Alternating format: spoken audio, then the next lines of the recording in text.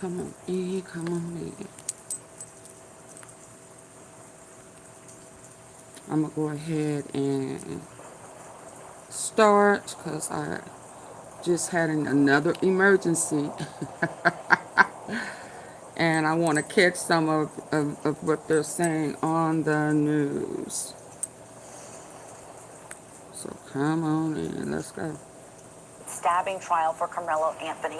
It's happening right now. They're on a lunch break, and our Cody Thomas is there on the ground. He'll be giving us updates throughout the day, so at any moment he could come out and give us a new update on what's happening there. But we do want to show you what happened this morning during the They're opening having a statements. Both protest. sides Oh, only got 20 minutes to deliver this to the jury of 12 plus 6 alternates. Here's a portion of the prosecution's opening statement. They told this jury, "We are all here because Carmelo Anthony decided to take a knife to a high school track meet and provoke another young man who he provoke. didn't Oh know my into touching God. him, holding an already open knife in his hand and plunging it into his heart." They went on to That is say a that this lie. man Oh decided my to commit God, an it's such a lie unjustified starting provoked off, murder, Lord. and that this case has nothing to do with race. This is not self-defense. Let's talk about the prosecution's beginning of their case in front of this.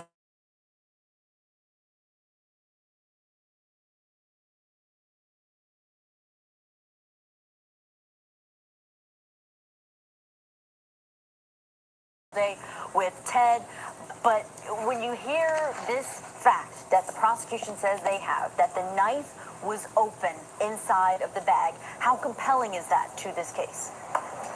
So, I mean, the prosecution's trying to make it seem like he went there with an open knife in his Right. bag to cause a problem.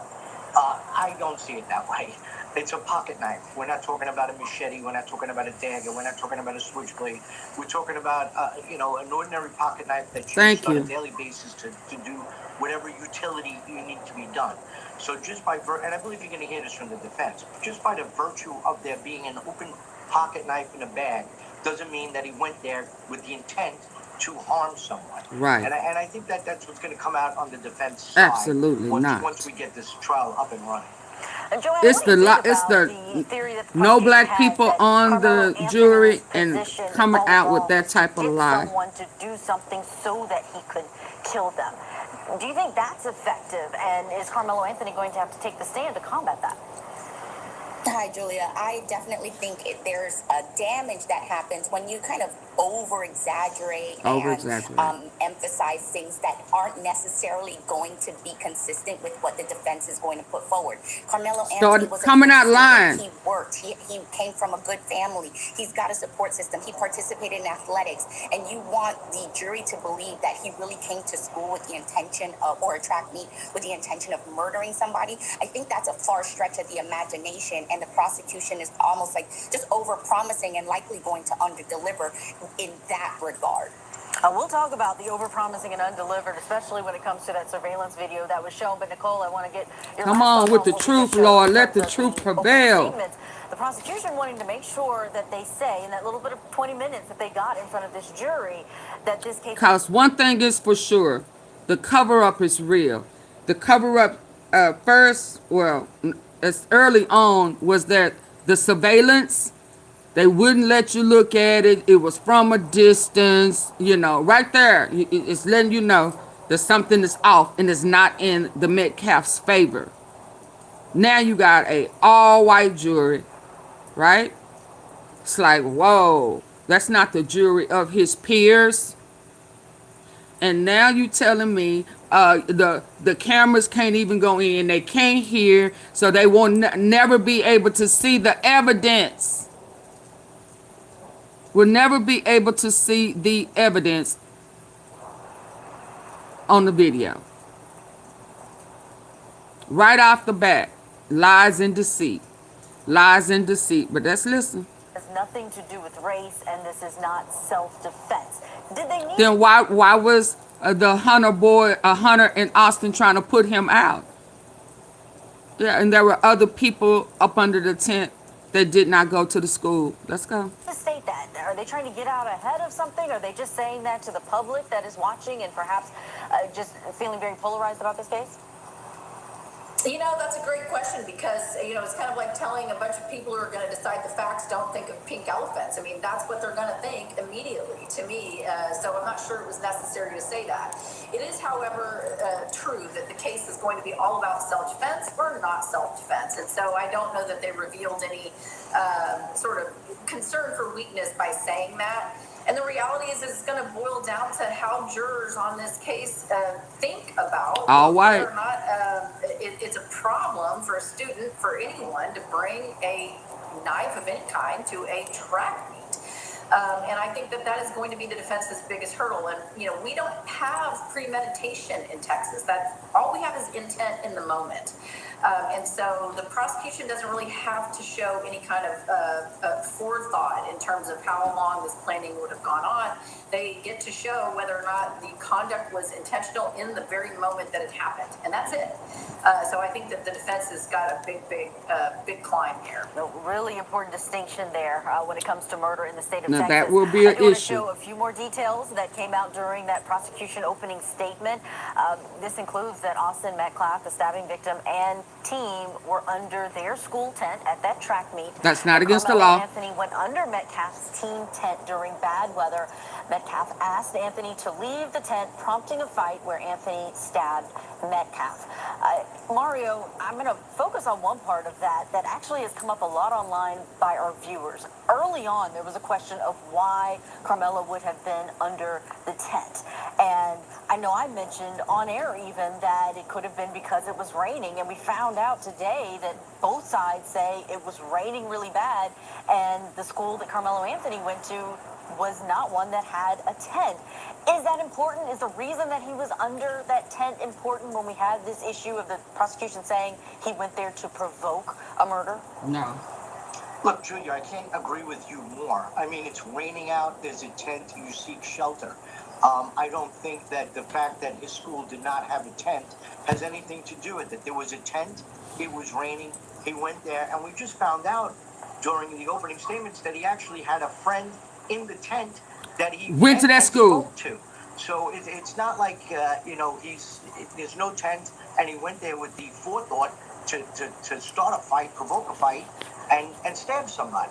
I just don't see that this tent has anything really to do with anything. Yeah, that was new information that came out about why he was under the tent. The defense saying Good. he had friends there. The state didn't mention anything about that.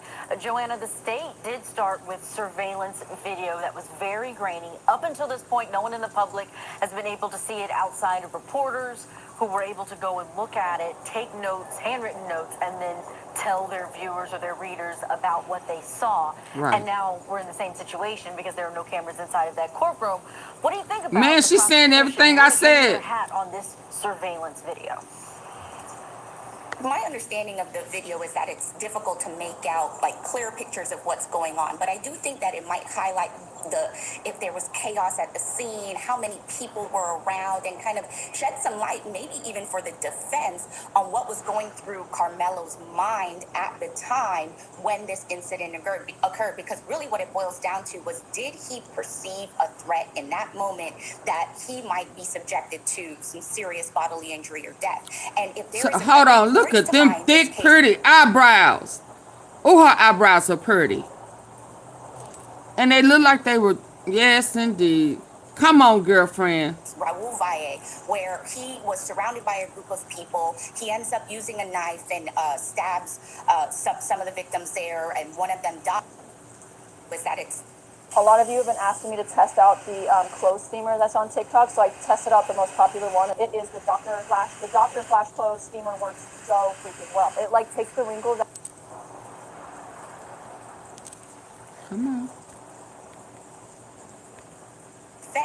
On what was going through Carmelo's mind at the time when this incident occurred, because really what it boils down to was, did he perceive a threat in that moment that he might be subjected to some serious bodily injury or death? And if there is it brings to mind this case, Raul Valle, where he was surrounded by a group of people. He ends up using a knife and stabs some of the victims there, and one of them dies, and he was acquitted of these charges, the top charges because of, you know, his perceived fear in that moment, or his perceived threats. And I think this video, as grainy as it may be, may actually shed some light on the commotion and the activity that was taking place, and how that In the impacted rain. Carmelo's thinking. Oh yeah, absolutely. Being attacked And by great two case comparison with the Raul bully Valley brothers. case. It still kind of hangs in the balance because the jury was hung on the lower charges, but on murder they did acquit him. We are going to take a break. Our panel is staying with us because we're going to look next at what the defense said this morning during their opening statement and some new details that they revealed. Let's about go. the client.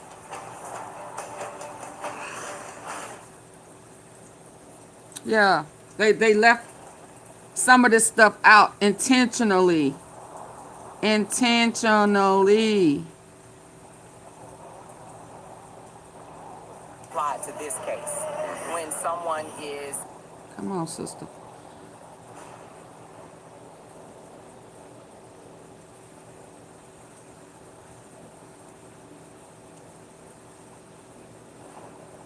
this is a stand your ground state. Absolutely. One of the stand your ground states. I just want to see how the law will be applied to this case.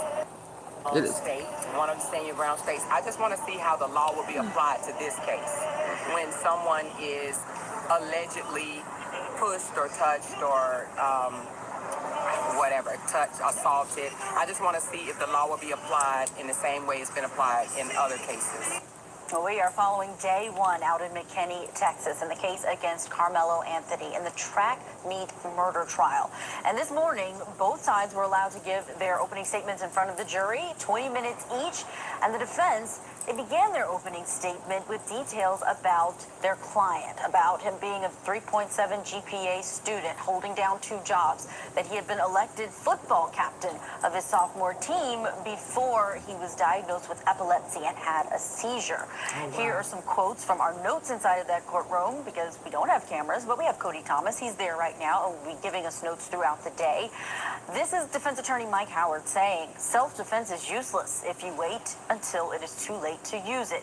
In that moment, when Austin makes the first physical contact, he reacts in a split, he, meaning Carmelo Anthony, reacts in a split second of fear and chaos. Well, why didn't he just walk away? There's an answer. After Carmelo defended himself, he ran. He didn't stab twice. He dropped the knife right by the tent on the bleachers. Instead of running to the exit, he goes onto the track and walks right up to a coach and stayed with this coach until that officer arrived. Let's bring back in our panel, see what they think about the defense side of things. Still with us, trial attorney Mario Gallucci, former prosecutor Nicole DeBoard, and criminal defense attorney Joanna Nieves. Nicole, I'm going to start with you on this one because now we're getting more details, at least from the defense perspective, about what Carmelo Anthony did immediately after the stabbing. How important is that? I think it's very important, and I think that the prosecution is going to harp on the idea that, well, if you're fleeing, then that we can use that as evidence that you have a consciousness of guilt.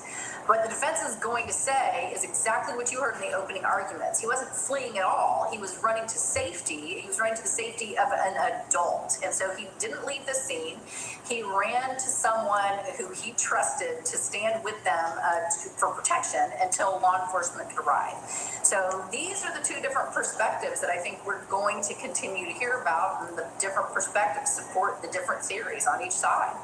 Yeah, Joanna, we have the defense starting out their opening statement, really trying to humanize their client, let them know all of his background, and even that diagnosis with epilepsy I found was interesting to bring out in openings. What did you think? What stood out to you? All of those things, because that's really part of taking away the bluster that was happening with the prosecution's case about, you know, this was his plan all along. He wanted to provoke something and instigate something. And when you start highlighting that, this is actually what his background is. He doesn't come across like somebody who's going there with some murderous intent and you know, even formulating that in the moment. His words, his actions all speak to him protecting himself and seeking out safety.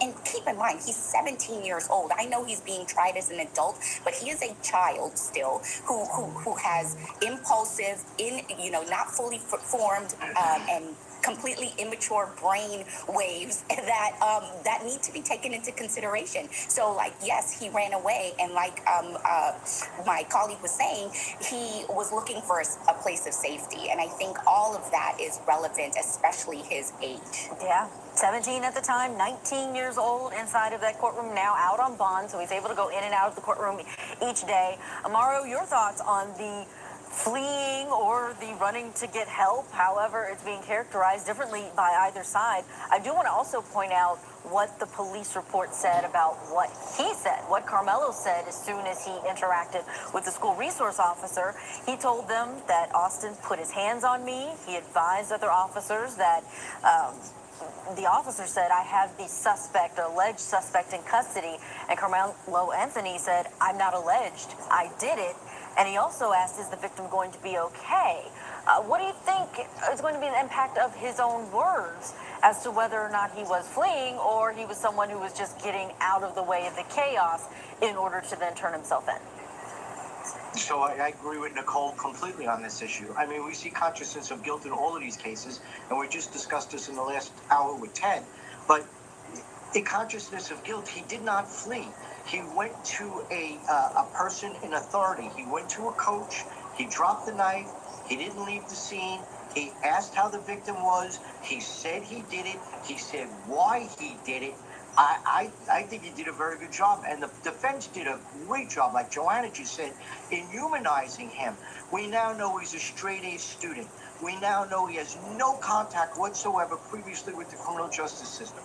We know he's an athlete. So you're coming into this with a 17-year-old boy who found himself in this predicament, and after it, he could have fled.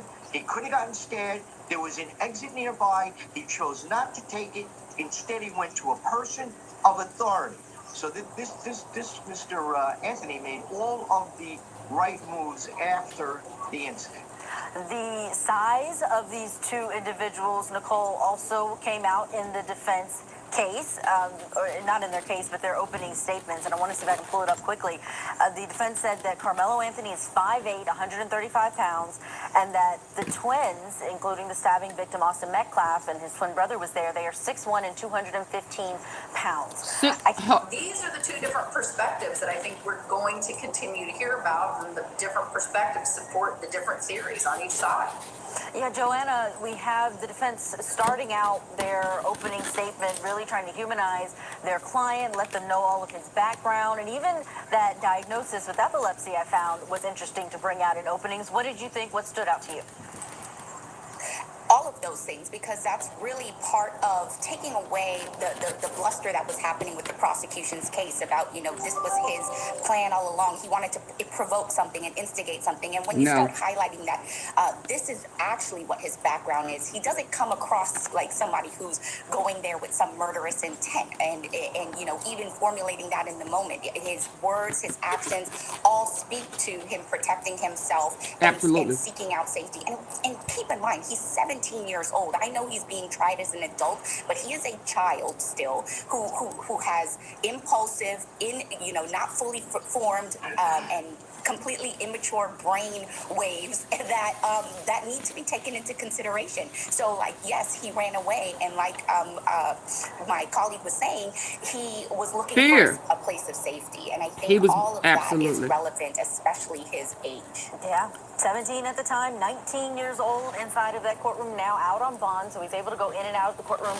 each day. Amaro, your thoughts on the fleeing or the running to get help, however it's being characterized differently by either side. He was scared the first time when they was about to jump him, and he was scared when he saw what was going on. School resource officer, he told them that Austin put his hands on me. He advised other officers that the officer said, I have the suspect or alleged suspect in custody, and Carmelo Anthony said, I'm not alleged, I did it.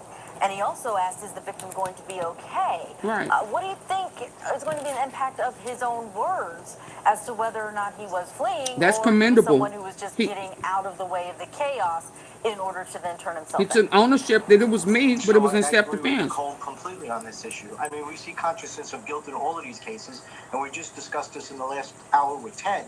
But a consciousness of guilt, he did not flee. He went to a person in authority. He went to a coach. He dropped the knife. He didn't leave the scene. He asked went how to the a victim coach. was. He said he did it. First time I heard that, he went to a coach. Hold on. So he went to a coach. Wow. Hold on.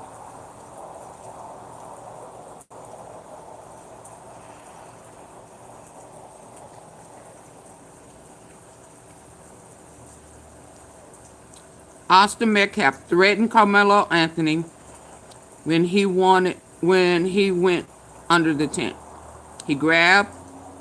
Metcalf grabbed Anthony after being warned not to touch him. Carmelo Anthony, something just happened. Says he was acting in self-defense when he stabbed. I mean, yeah. If they just be honest, that really do sound like what happened. But as far as he went to a coach, they have never said that before. Let's go. Hey, what do you think is going to be the impact of his own words as to whether or not he was fleeing or he was someone who was just getting out of the way of the chaos in order to then turn himself in? So I agree with Nicole completely on this issue. I mean, we see consciousness of guilt in all of these cases, and we just discussed this in the last hour with Ted. But a consciousness of guilt, he did not flee. He went to a person in authority. He went to a coach. He went to a coach. He dropped the knife. He didn't leave the scene. He asked how the victim was. He said he did it. He said why he did it. I think he did a very good job, and the defense did a great job, like Joanna just said, in humanizing him. We now know he's a straight-A student. We now know he has no contact whatsoever previously with the criminal justice system. We know he's in No record. So you're coming into this with a 17-year-old boy who found himself in this predicament, and after it, he could have fled. He could have gotten scared. There was an exit nearby. Hey, Junior. He chose not to take it. Instead, he went to a person of authority. So this Mr. Anthony made all of the right moves after the incident. The size of these two individuals, Nicole, also came out in the defense case, or not in their case, but their opening statements. And I want to see if I can pull it up quickly. The defense said that Carmelo Anthony is 5'8", 135 pounds, and that the twins, including the stabbing victim Austin Metcalf and his twin brother was there, they are 6'1" and 215. Wow. I keep asking if these details are going to carry. Wow. Absolutely self-defense. That's 500 pounds. Did she say 250? That's almost 500 pounds to a 135. 5'8". Wow. Authority. So this Mr. Anthony made all of the right moves after the incident.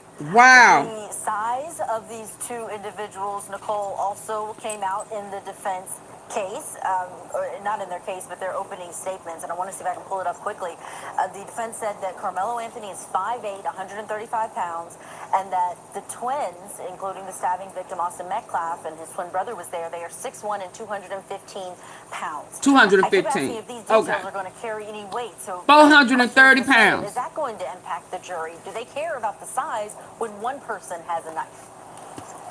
He didn't have a I mean, knife I think that's exactly what the defense should be doing. when they is confronted highlighting him. Why, from the perspective of Carmelo, would this be reasonable to perceive that you were an imminent threat of serious bodily harm 400 or and- even death? So not only do you have one potential attacker, Wow. but you have two, right? They're both approaching him together. One of them, even though they appear to be acting in unison, puts hands on him or threatens to put hands on him, depending on what you believe. And then he reacts as he does. Now, there's no question that this is an absolute tragedy, probably not the most mature decision, and we have real But they questions kids. from the prosecution's perspective about whether or not you can instigate this kind of contact when you know you have an available weapon. weapon on you from Texas legal analysis. He didn't have it on him. It was in his bag that was sitting on the roster, and Austin picked it up to push it on him to make him move. He didn't have it on him. It was sitting idle. Now we're going to tell the truth and shame the devil. Let's go. Point. But the size, to answer your question, is absolutely going to be something these jurors are going to need to consider when they look at Carmelo's perspective, which they must do. Absolutely. Let's take a listen to the defense attorney, Mike Howard. We didn't get to hear him because there are no cameras inside of that courtroom, but before the gag order in this case, he did make a statement that was released. Let's watch. We understand that this case has sparked strong reactions. Please remember that there are real human beings, kids, on both sides of this case. We ask that everyone do as the law requires and withhold judgment until all the evidence can be heard in court. Joanna, I don't know how much you watch the comments online, but they have been very visceral, really ugly things are being said when it comes to this case. How do you think the outcome is going to impact things? And I object to the fact that there's no cameras inside because I think people need to see what happens no matter what the outcome is. But what are your thoughts on that and the jury that was picked in this case?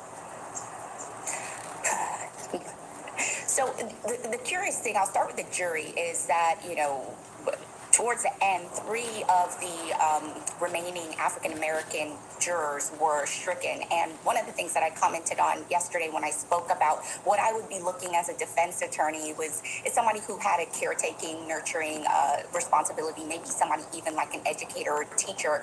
And it turns out that the race-neutral reasoning that they gave for striking these jurors was that they were educators, and that's where this whole entire ordeal took place. However, we're starting with a jury that has no kind of diversity in terms of, and relation or relatability to the person. Not a jury of his peers. The culture and understanding of like where fair. I am so excited to Not introduce you to our latest a jury sipping of bone his broth, peers. Afrodo. Our Tom Yum is rich with cream. Black male, and what he experiences in his life and the way that impacts him and how he perceives threats is very different based on his race. And so I think that the lack of diversity on the panel in that regard is just not a good start. But do I think that that means that they impaneled an unfair or an partial or biased It's jury? not a jury No, of that his doesn't peers. necessarily mean that it will translate to that. This is why we but I got think to it's a critical register issue, at the to outset. vote and get Proportion out is there being talked about. and Maria, I believe we have about 10 accept seconds. those jury Who's the duty most important witness calls. that is going to take the stand in this trial? I would say the defendant in this type of case. I mean, it's his choice to do it, but in a self-defense case, I believe, especially in this case, he would have to take the stand. We will see what happens. Mario, Joanna, and Nicole, thank you for lending your expertise this hour, helping us break down Hey, the be case rich. that so many of you are talking about. This helps. This absolutely helps. Take care. This- Enjoy the rest this of your is day. that We've gotta making get America to a great break, again but shit when in we Texas. come back, we are going to take you back out there to Texas. We're paying attention to the notes. Cody Thomas is there inside. We will be letting you know what witnesses on the stand, what is being said, and what evidence is being shown to this jury. Hey, Maria. Hold on.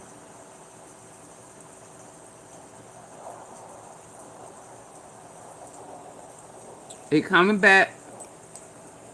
It's just a few of us. Please hit the like button. Welcome back to Court TV Live. I'm Julia Janae. Thank you for following along with us as we are out in the state of Texas. The big question is whether 17-year-old Carmelo Anthony murdered his fellow student, Austin Metcalf, or was it self-defense? It wasn't his student. Homicide.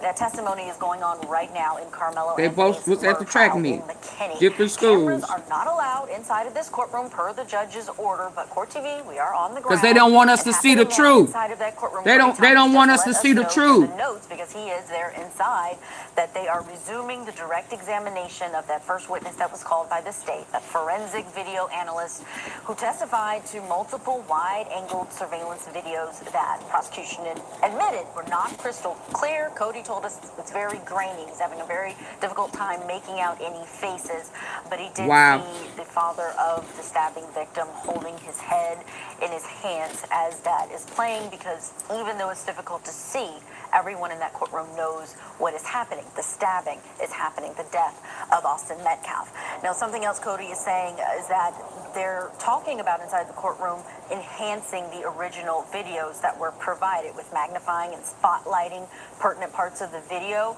And he said they just rolled in a 4K TV to be compatible with the zoom enhancements, angled so the gallery can't see anything because it's a priority for the jury to see it. But of course, that is the priority inside of the courtroom for the jury to see it. So we may not know from the journalists who are there inside the courtroom how this enhanced video looks, but all very interesting, and it's coming, and we will keep you posted on what new happens inside of that courtroom. We've been talking about this case and why it's gotten so much attention. There's no escaping how polarizing it is, especially on social media. The families of both Austin Metcalf and Carmelo Anthony, the defendant, they said Metcalf should have kept his hands to himself on more than one occasion. I tried to whip around as fast as I could, but I didn't see the stab. But then I look at my brother, and I'm not going to talk about the rest. So. You didn't see the stab. What I saw, and I tried to help him. He was the most amazing kid. Oh my God. Oh, so smart. He had college football guys looking at him to play in college just because the kid was mad. My son is not here anymore, and I don't. Your son's not here anymore because he put his hands in wake of this tragic incident, our family on Carmelo Anthony. Whatever you think what happened between Carmelo and the Metcalf boys, my 3 younger children, my husband, and I didn't do anything to deserve to be threatened, harassed, and lied about. Well, we understand that courthouse is packed with spectators. There was a long line outside of the courthouse, people wanting to know what happens in this case, especially one where we don't have cameras, so people aren't able to live stream it like they often are.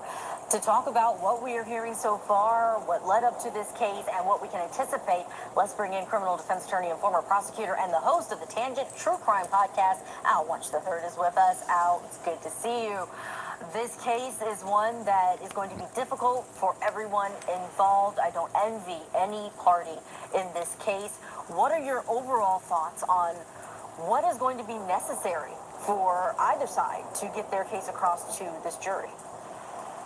Well, first of all, you started from the standpoint that the passion of sports in Texas is high. It's huge. It's unbelievable.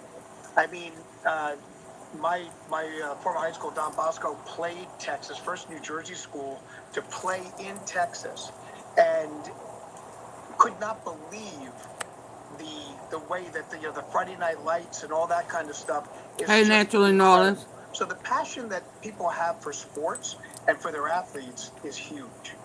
Now, you take did y'all hear Natural in New Orleans? Did you hear the sizes at this track meet, and then an altercation occurs?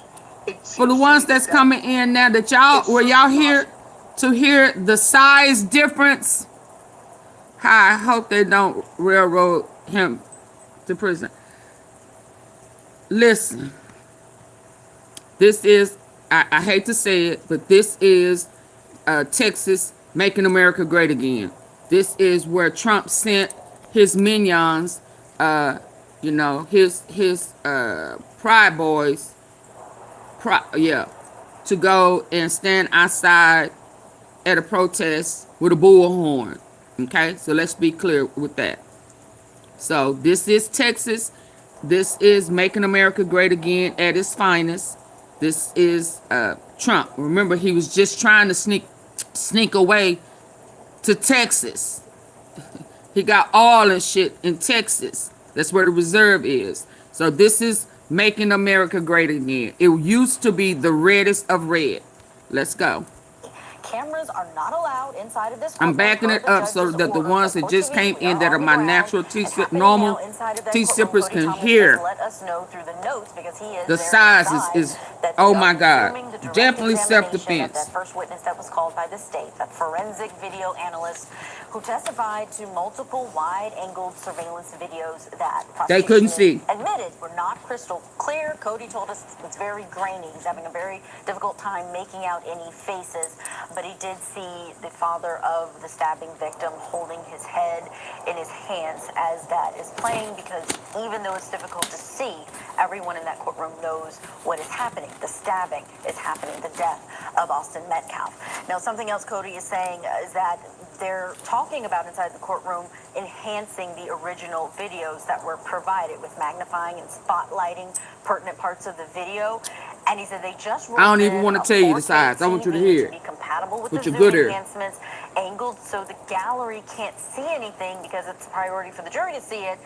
But of course, that is the priority inside of the courtroom for the jury to see it. So we may not know from the journalists who are there inside the courtroom how this enhanced video looks, but all very interesting, and it's coming, and we will keep you posted on what new happens inside of that courtroom. We've been talking about this case and why it's gotten so much attention. There's no escaping how polarizing it is, especially on social media. The families of both Austin Metcalf and Carmelo Anthony, the defendant, they've spoken out about the emotional toll of this case. Take a listen.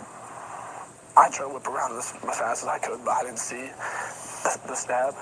But then I looked at my brother, and then I'm not going to talk about the rest. So just that's what I saw, and I tried to help him. He was the most amazing kid. Oh, so smart.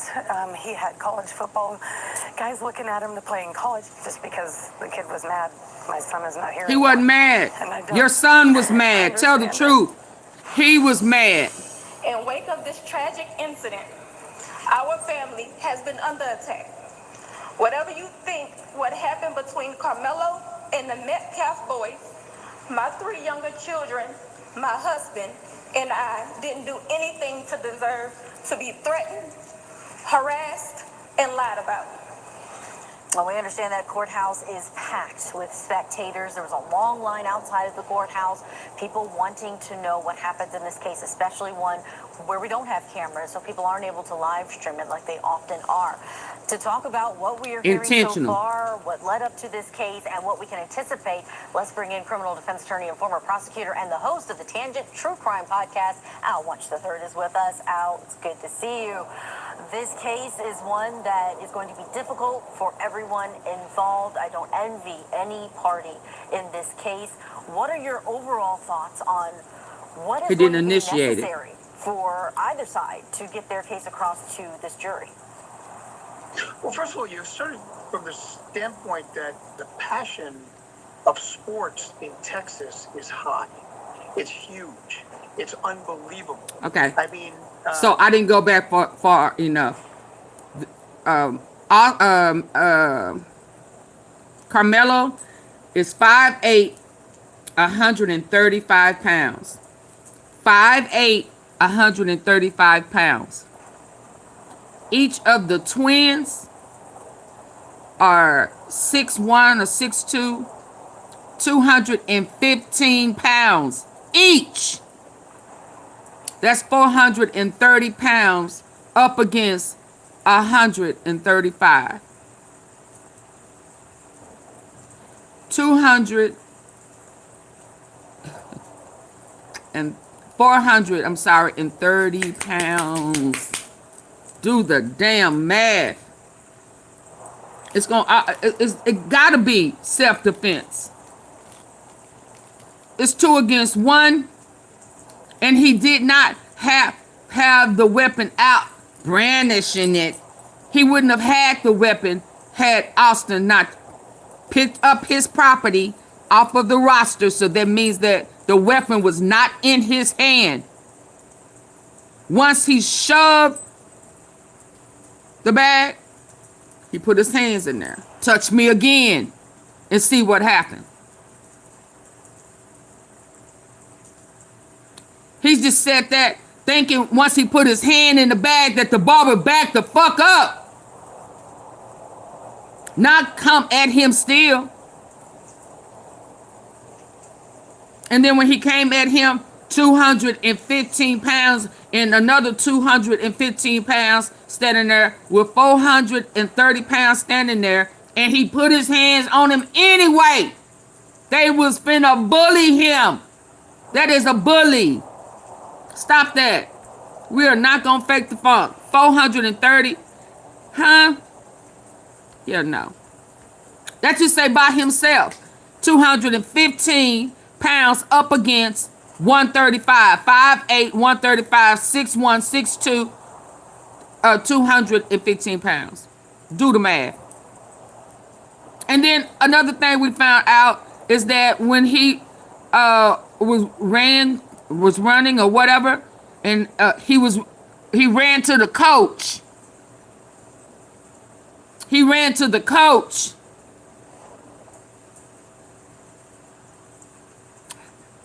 He just wasn't running wild, he ran to the coach. It's a whole different picture, baby. My former high school, Don Bosco, played Texas, first New Jersey school to play in Texas.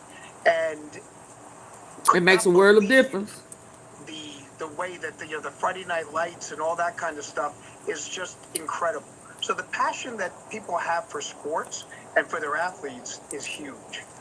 Now, you take a situation where, an individual comes into an area where he's not supposed to be at this track meet, and then an altercation occurs.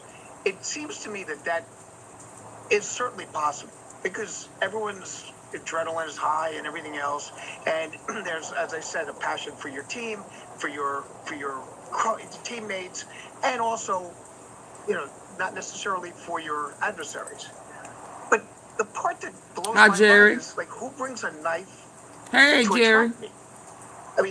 I mean I played football in high school at a very big football. It was a pocket knife, they say. It was a pocket knife. I don't ever remember bringing a weapon to any one of my... A pocket knife makes a total difference, and because they run track and they put tape around it could be a number of different reasons.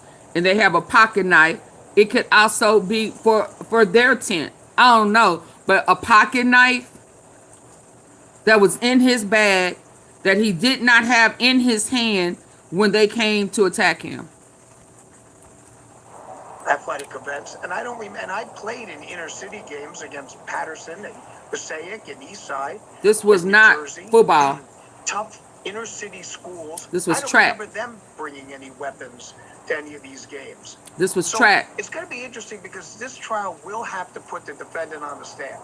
He's going to have to take the stand, and he's going to have to explain why he did, where he went, why he felt And yes, he was talking to another student that went to the school. You're highlighting something that the prosecution absolutely stated in their opening statement. They wanted to get it out. I'll stand by, though. We have another guest that is also joining us remotely from outside of that courthouse. We have civil rights attorney and activist Lee Merritt with us. Lee, thanks so much for joining us. I know you were at that courthouse earlier today. I saw you posting on social media about the picking of the jury and the reaction to that. So tell me what you were able to observe when you were there at the courthouse. Well, the community is certainly out and interested. This happened not too far from where I live. And since then, the community has been on pins and needles. Everyone who is raising children in the area, as your other speaker pointed out, this is a sports, community, high school, sports, track, football. That's something that is going to be at the heart of this area. And what I saw this morning was a very diverse community who's invested in the outcome, in a courtroom that doesn't seem to be prepared to deal with that kind of attention. And Lee, I'm going to follow up with a question about, actually a question I think we talked about 5 years ago when we would have been down in Brunswick, Georgia. My name is Chef Tajani, and what I'm about to share with you sounds absolutely... The jury and the makeup of the jury, and there was only one African American on that jury, and it's similar questions that are here when, though there are people of color on this jury that has been picked, there are no African Americans. That's right. And as I pointed out, this is a community that I live in. It's a community that is conservative, that's politically leans Republican. Yep. But this is a diverse MAGA. community. The group of jurors who first appeared were black, brown, white, and represented the cross sections in this community. It's unfortunate that every qualified black juror was struck by the prosecution. And in this case, I know the prosecutor, Bill Werski, said race had nothing to do with it, but he did receive Batson challenges. Those are challenges from the defense saying you have to explain why these black jurors were taken out. We did see something similar happen in Ahmaud Arbery's case, in the case of the McMichaels for the murder of Ahmaud Arbery. And ultimately, a nearly all-white jury in that case came to what I believe to be the right conclusion and convicted those men of that heinous crime. And I do believe even an all-white jury can get it right here as well. Lee, I want to ask you about something that Al mentioned. Al is staying with us all hours. So I Oh, want to get as wow. many I questions hope as I so. can to you. I know you have to go back to following this case out there in McKinney, Texas. But the question of the knife being at a school, that is something that I would imagine outrages a community. We see it when there are school shootings. Hi, Judy. Why is there a weapon on the campus? Because we know children don't have the capacity to handle guns. This is a knife, a little bit different in terms of whether or not he would have been in trouble for having it in a different place. How does that play into it? What are the rules there at that school, if you know? That was something certainly during the opening that the entire community was listening for, was because there was a rumor that it wasn't a knife, that it was a track spike. But the prosecution leaned in to the idea, to the argument that there was a knife that was used in this incident. And it is not a fact that trends in support of the self-defense claim. At events like this, track meets, students bring a great deal of equipment. They bring spikes, they bring ropes, they hang tents. Sometimes the tents can use certain kind of pocket knives. I don't know what kind of knife was used here, but actually at a track meet, having tools for setting up the tent, having tools for preparing yourself for whatever event you're participating in is not out of the ordinary. I know it. But a track, I tried to tell people that. Than a spike track. So the fact that the evidence is coming in as it was in fact a knife does not bode well for the defense. I don't know if you were able to see the surveillance video before that. I know the general public was. At events like this, track meets, students bring a great deal of equipment. They bring spikes, they bring ropes, they hang tents. Sometimes the tents can use certain kind of pocket knives. I don't know what kind of knife was used here, but actually at a track meet, having tools for setting up the tent, having tools for preparing yourself for whatever event you're participating in is not out of the ordinary. But a knife is very different than a spike track. So the fact that the evidence is coming in as it was in fact a knife does not bode well for the defense. I don't know if you were able to see the surveillance video before. And what that. it was used for has to come out. Surveillance video. Did anything about that surveillance video played in court today surprise you? And anything that has come out so far with opening statements and the first witness on the stand? Is it anything, especially in a case like this one where we had a gag order and there seemed to be such a crackdown on any information leaking out prior to trial?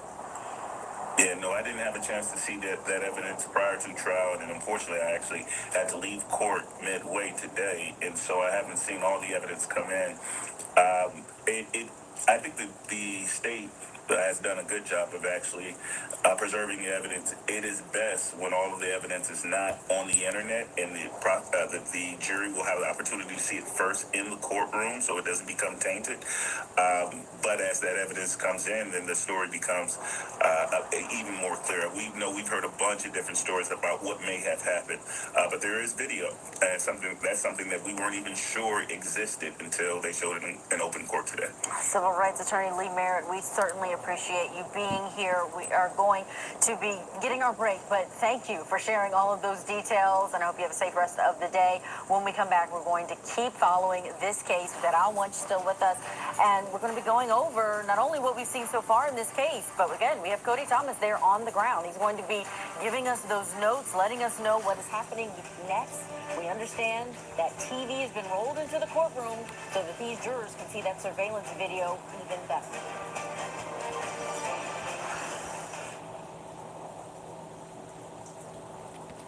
Yeah, I'm finna do a poll.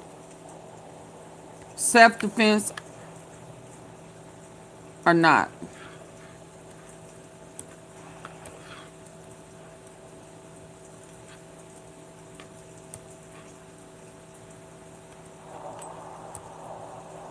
What y'all think?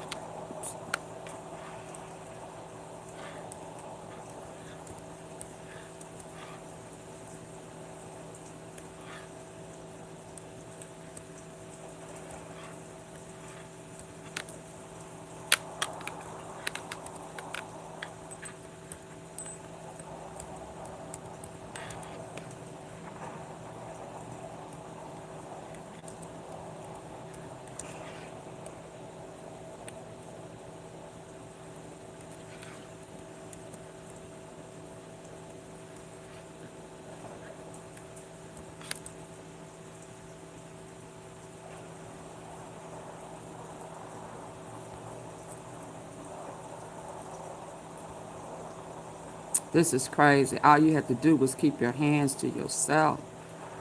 Keep your hands to yourself, people. Please keep your hands to yourself.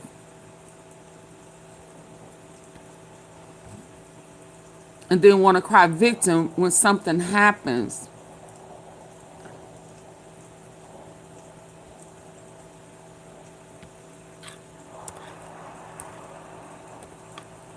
I'm waiting for them to come back.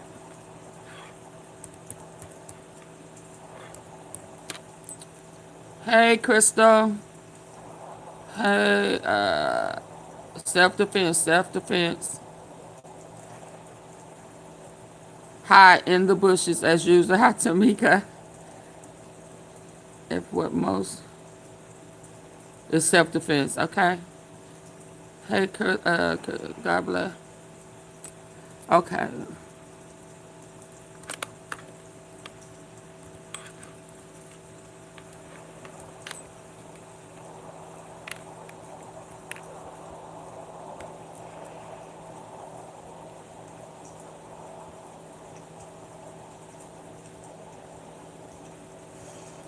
Be rich, you a man. What you think? Carmelo Anthony's 135, 5'8". Both of the twins are 215 pounds, 6'1", 6'2". He did not have a knife just in his hand ready to ill. He would not have had the bag had Austin had not picked up his merchandise, his bag, pushed it. And that's when he said, hit me, put his hand in the bag, said, push me again and see what happens. Thinking that he was scaring them off, you know.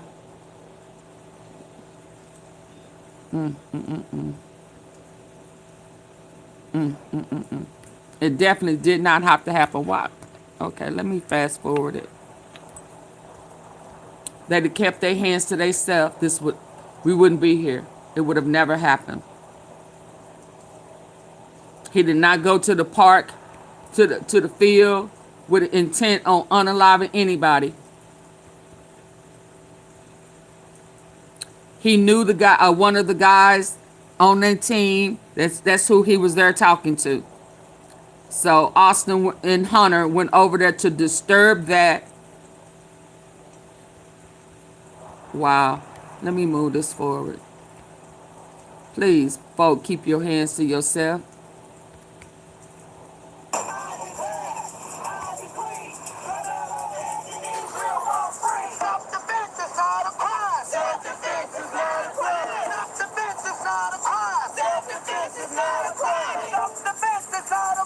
Hold on. That is a look outside of the courthouse this week in the case against Carmelo Anthony, where emotions have been running high on both sides of the aisle inside of that courtroom. We've been following Self-defense is not a crime. Self-defense is not a crime. Self-defense is not a crime. Everybody keep their hands to themselves. This week in the case against Carmelo Anthony, where emotions have been running high on both sides of the aisle inside of that courtroom. We've been following today those notes that have been coming out of Collin County, where Carmelo Anthony is on trial. He's out on bond, This is in the murder charge against him for the death of 17-year-old Austin Metcalf. Carmelo Anthony, also 17, has stated that this was self-defense, and that is what his defense attorney is arguing in front of the jury. We heard all of that play out today in those opening statements. There are no cameras inside of this courtroom.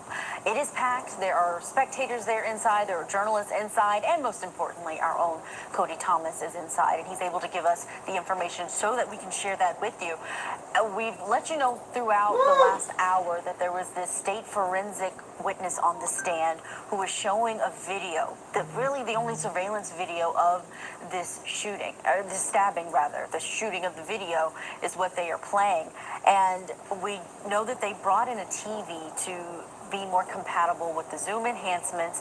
They angled it really so that the jury could see it more so, because Cody has explained that this video is very grainy, that you really can't make out the faces of any of the students who are underneath this tent from Memorial High. That's where Austin Metcalf went to school. And we also understand, the latest note we've gotten from Cody is that from the minimal angle that he can see where he is seated, which is behind the Metcalf family, he said the video generally looks the same as it did before lunch, where it was very grainy, except now the important parties are highlighted as they move, meaning Carmelo Anthony as he moves and Austin Metcalf as he moves. So important evidence, but how effective is it if it's that grainy? Let's bring back in Al Wunsch, the third criminal defense attorney and podcast host of the Tangent podcast. Al, what do you think about the prosecution starting their case this way? In their opening statements, they told this jury, you will see video of this incident, that it's going to help you, that we're walking you through what happened that day. They lied. If it's this grainy, do you think that is problematic for how they are beginning their case? Lies. No, because I think that, you know, you play the game with the cards you're dealt with. I mean, obviously they would love to have something that was in, you know, Technicolor and beautifully screened and everything else, but you don't have that, so you make do with what you have. Well, don't and lie. You put that out first, because I generally, when I was a prosecutor, wanted the warts out before I started getting into the good parts of the case. So this way here, no one was saying, well, wait a minute, you know, he was hiding that from us. So show the video. Show the video that's grainy. Show the video with regards to the enhancement that they've done. The video and scene. it goes to the, you know, the jury's going to put the weight on it that they want to put on it. The bottom line is that, you know, it's going to demonstrate how difficult this self-defense aspect of the case is going to be to prove by the defense. That they can throw that out there, but it's a tent. It's a tent that, you know, unfortunately Carmelo should not have been in. By going in, it was a provocative act on his part. He knew he was that. Hold up. That's lying. See, you see how they play? See how they lie? He was under the fence before they came. They were in the locker room talking to old coaches. They walked up. No, Hunter walked up.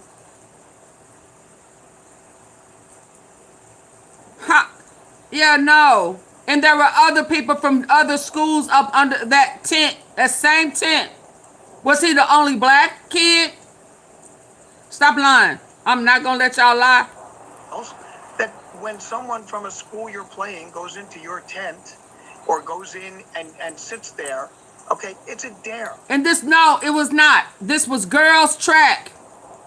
He was not even a participant. Yeah, he went to assist the girls. So neither one of them were running. It wasn't about their competition. Both of them, all of them played football. This was track. Stop lying. And he was up under the tent talking with somebody who went to their school. Stop lying. It's a provocative situation. As I said before, I mean, you know, I played football in college. I played football in high school. And in high school, it was a lot more passion involved. And, you know, so if somebody from the rival school, Bergen Catholic, stepped into my tent where I was sitting there with the rest of my players, we're going to say something. Now, see how they painting it? You go in see, there, you see how Maga painting it? a situation. This is making America So great just again plain at its self-defense finest. is not gonna Lying make any and sense. Plus manipulating. the fact he could have gotten out of the tent in no time. It's not like he's in a cornered in a He tried to area, punk in an him. alleyway where there was nowhere Hunter tried for to him punk go him, except and then his straight ahead brother and came this kid that's in front of him. and tried to put hands on him. For sure. I want to bring up something that you just mentioned because Cody just put in the notes that he's sending out to us that the witness on the stand, But he was the forensic there examiner, with another has student that specified goes where to the two Memorial. individuals are. So these are witnesses, eyewitnesses who were there. They're pointing at Carmelo Anthony as he runs away from the tent following the stabbing. Self-defense So is even not the a stabbing crime. itself You're right. it seems very unclear and it's hard to see in that video. What seems to be the most clear is him leaving. His defense team says that he left and went to a coach because he wanted to essentially turn himself in, or said, I'm the one who did it. It's not alleged, is what he told the officer afterward. But that running away is going to be big here. Well, the running away is also essential because it means he could have gotten away. It means he didn't have to stay there. I mean, Not it was if 2 his against argument 1. is that I was in danger because Yeah, there was and he all ran these to a guys coach. there and they were going to do Which something to Austin me. and Hunter should have did. He's able to get out and he's able to run from the scene. So why couldn't he have run 5 minutes earlier if he was that scared? Why was he in there in the first place? They are another really question. landing on thick, So, y'all. I mean, everything here is stemming from the fact that, look, I hate this case because I hate seeing 2 young people's lives destroyed the way this has happened. Okay, but for them to be yelling self-defense, I find that to be a real problem. And, you know, I guess if you keep saying something many, many times, then maybe you think someone's going to believe it. But it's not self-defense in this case. This case has no self-defense aspect. He walks in with a knife in an area where he knew he was going to... Put this on. Wow.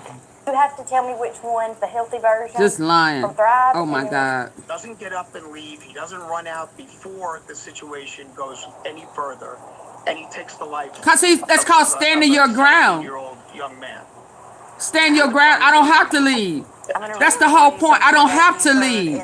Leave me alone. Statement for the prosecution. Stand your ground. It goes along with what you said. Maga. That this is how the prosecution ended in front of the jury. They said you When my simply daughter cannot provoke was in someone, school, and when they touch you, students you take their life. This case is about plain murder, simple and simplest. visited with senseless. another Find because this they man knew guilty of children. first-degree Yeah. murder.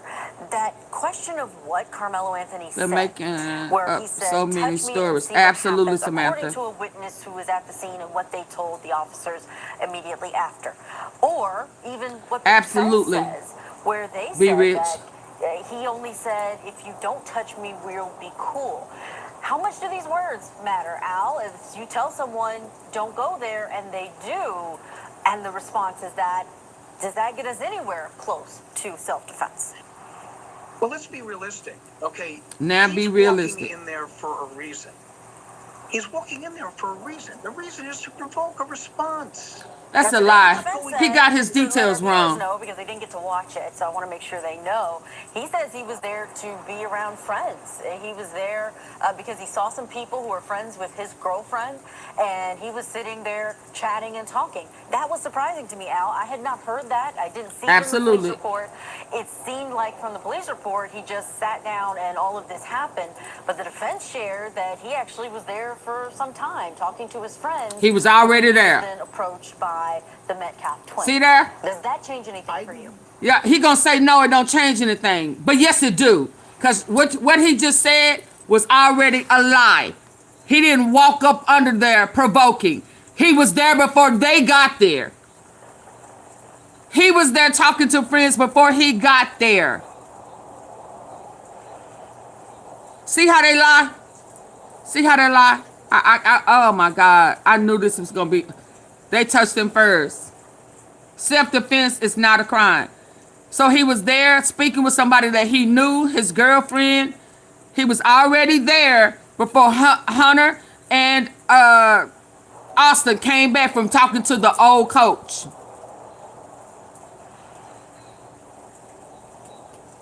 Self-defense is not a crime. Can y'all put that in the comment section, please? Please keep saying self-defense is not a crime. So, sir, Maga, Trump partner, you lied. He didn't walk anywhere to provoke. He was what is it called? Singled out. He was singled out. Watch me and see what happens, according to a witness who was at the scene and what they told the officers immediately after. Or even what the defense said. Self-defense is not a crime. Said that he only said, if you don't touch me, we'll be cool. Don't touch me. Fuck you, get your hands up off me. Someone, don't go there, and they do. And the response is that, does that get us anywhere close to self-defense? Well, let's be realistic, okay? Oh, my God. He's walking in there for a reason. Lies. He's walking in there for a reason. The reason is to provoke a response. Now, today the defense said, just to let our viewers know, because they didn't get to watch it, so I want to make sure they know, he says he was there to be around friends. He was there because he saw some people who were friends with his girlfriend, and he was sitting there chatting and talking. That was surprising to me, Al. I had not heard that. I didn't. Of course you did. Never heard that. It seemed like from the police report, he just sat down and all of this happened. But the defense shared that he actually was there for some time, talking to his friends. Some time. He was then approached by the Metcalf twins. Sometime. Did that change anything for you? That is somewhat significant, but I don't know where that came from because I also. It's been said. It's been said. I have not seen anything that said that before. Yes, it did. Hold on, sir. You're lying. You have. It definitely came out before months ago that he knew somebody that he was already up under that tent. Absolutely. So you got misinformation, intentional misinformation. Yeah. Well, I mean, where did it come from? Yeah, it's been out there. It's been out there. Just like you're gonna find out that there were other people that did not go to Memorial that was under the same tent. It's the lies for me. It's the lies for me. Oh, yeah. You didn't have all your information. You was ill-advised. Do not change the narrative. Sound like some other people I know that just hop into shit and don't have no details. And people are supposed to go along with it just because you said it. Man, shut up. Aspect of it, but then you're saying to yourself, okay, so you went in there to have a chat. That he actually was there for some time, talking there to his for friends some time. When he was then approached by the Metcalf twins. Does that change anything for you?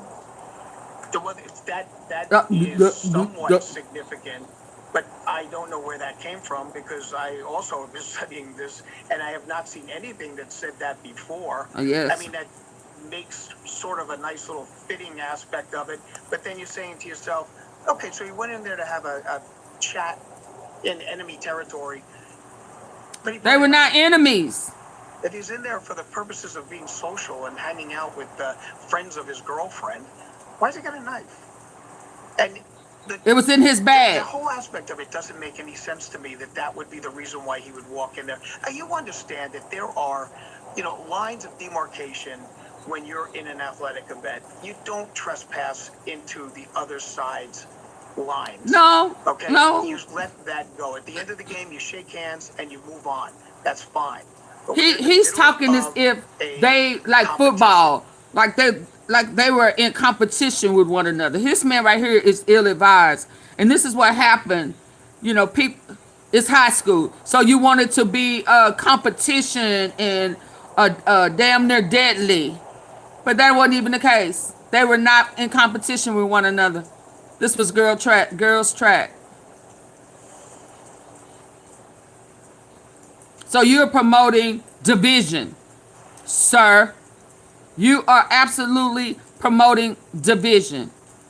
You are promoting violence, rivalry. Yeah, that's what you are promoting. There is the home, and then there is the away team. And they stay in their camps.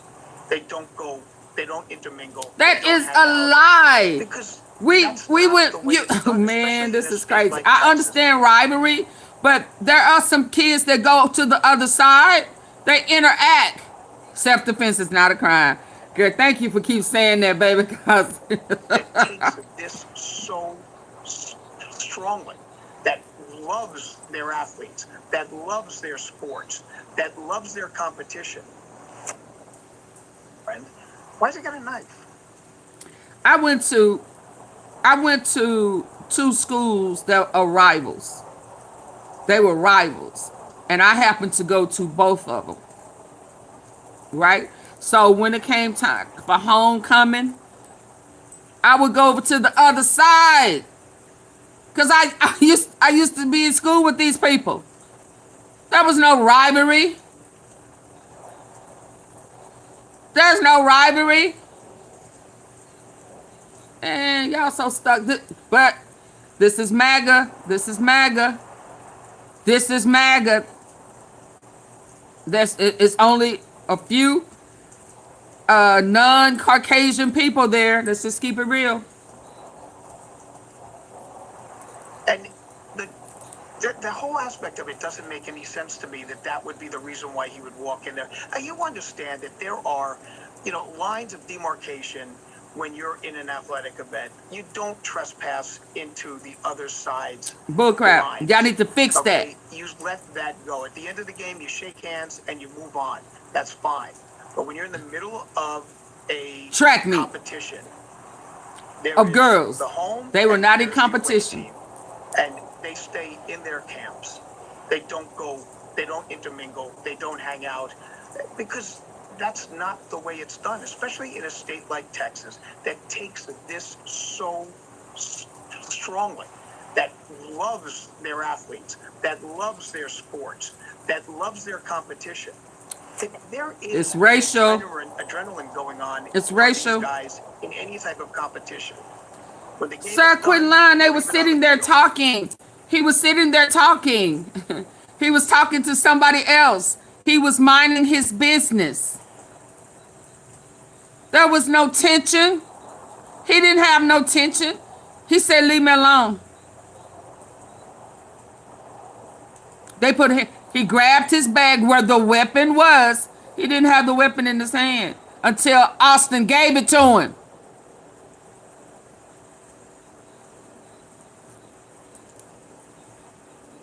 Al, I had not thought about this as a sports rivalry being at the heart of this case. It was not. It's not. He just made that narrative up. He just made that narrative up because he got caught. Let me tell you. Oh, let me cut this down. Because he got caught. He got caught lying.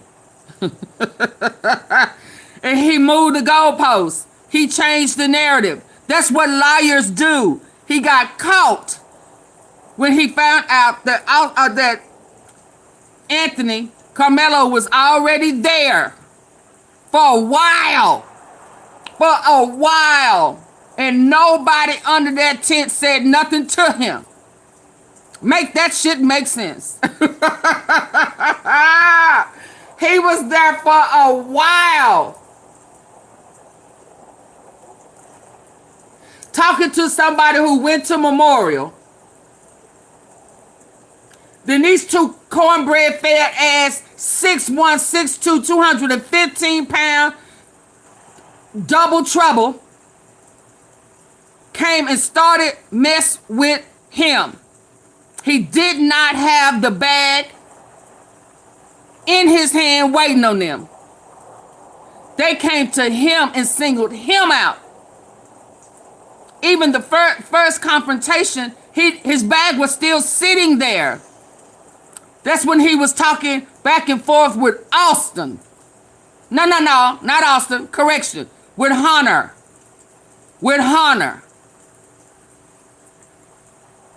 Then Austin comes up to defend his brother to a 135 pounds, 5'8". Hell, he's just a little taller than me.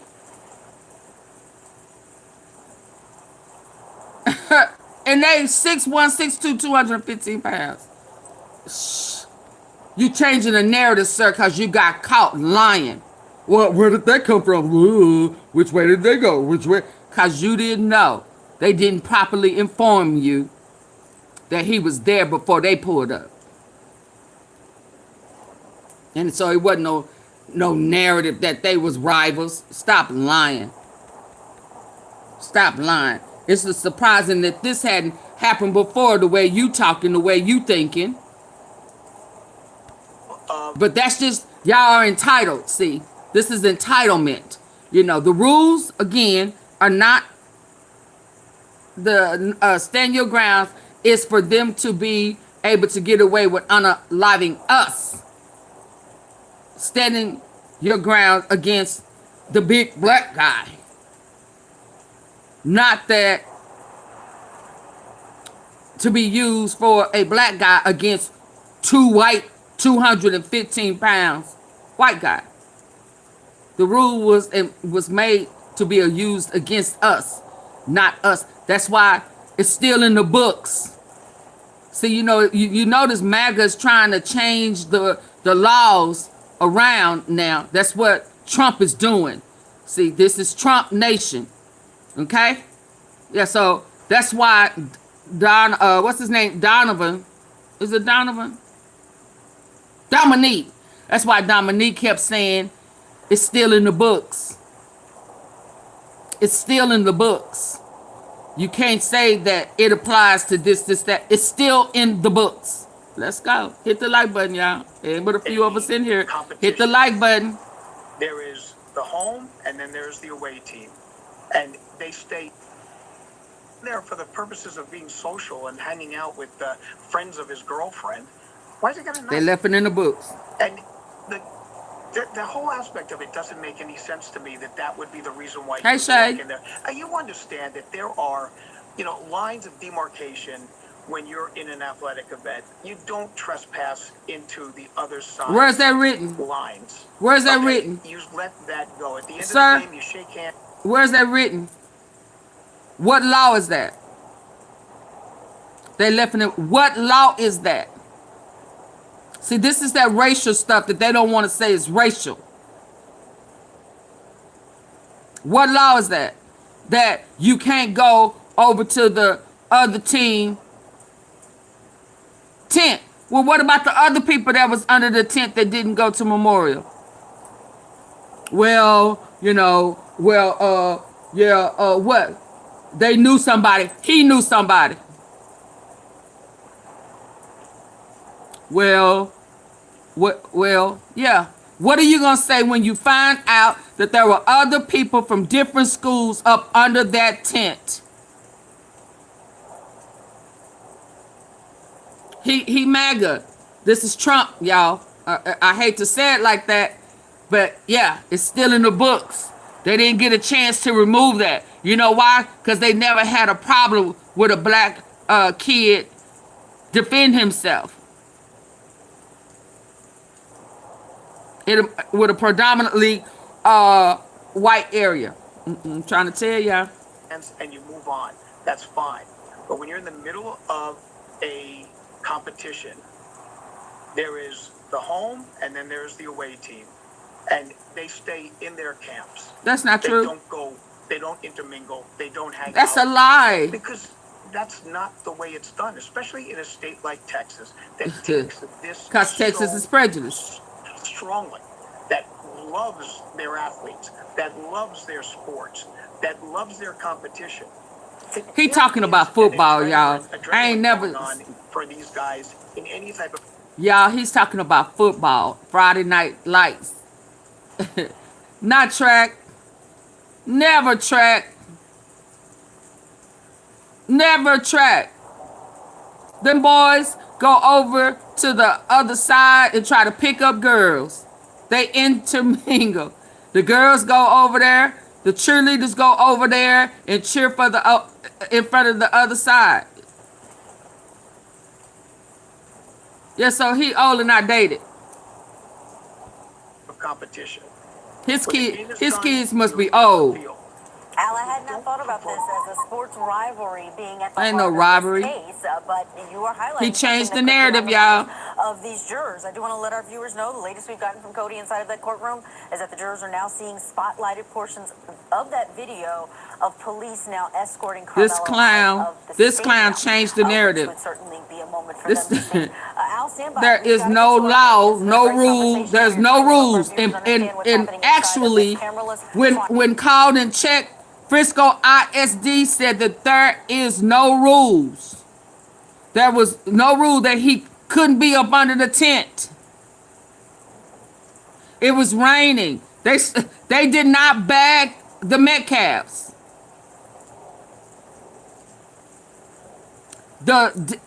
Frisco ISD, there is no rule, no guideline, no standard operating procedures about what this lying man, you see how dark his eyes is. Yeah, you're a liar. None of that. Competition does not have to be evil. You know, the rival does not have to be intense. Friendly rivalry is what they said. Self-defense is not a crime. Self-defense is not a crime. And we will continue to do that. When we come back, though, we are going to shift our attention to a live trial we've been watching. We'll keep monitoring what's happening in Texas, but we'll let you know what's happening. Well, let me move on and find somebody else. I can't go with the lies. I gotta knock them down. See, before all of them people was over here, I put it I put it in a way that it didn't go all the way out there, nor did I allow anybody over here. Not this time. Last time it was so overwhelming. But they know when they started, you can't see the video, or it's grainy, they start making up lies. Hold on. I don't want to hear no more of that.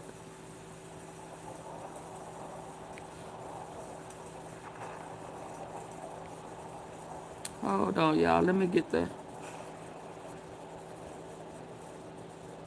Oh, yeah, no, we're not going out like that.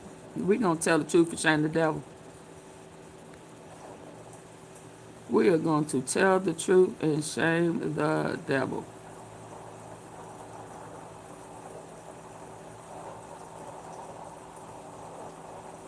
Where is it at? Where?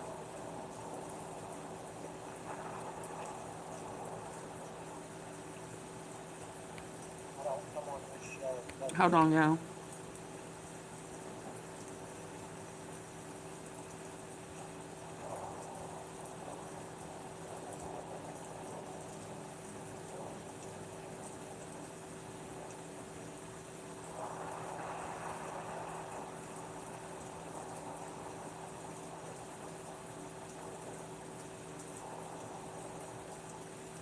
Let's show this brother. He was on the same.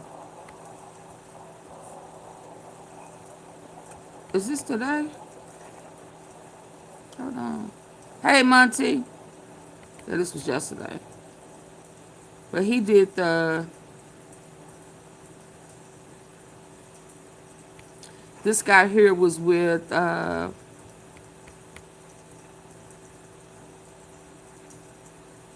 what's his name? I can't remember. Lord, how can I forget that man? No. What's the guy name that the cops unalive in Memphis? I keep saying Tyree. Is it Tyree? Nichols. He was... Lord, I can't remember his name. Please forgive me. But he was, he covered, he knew the family.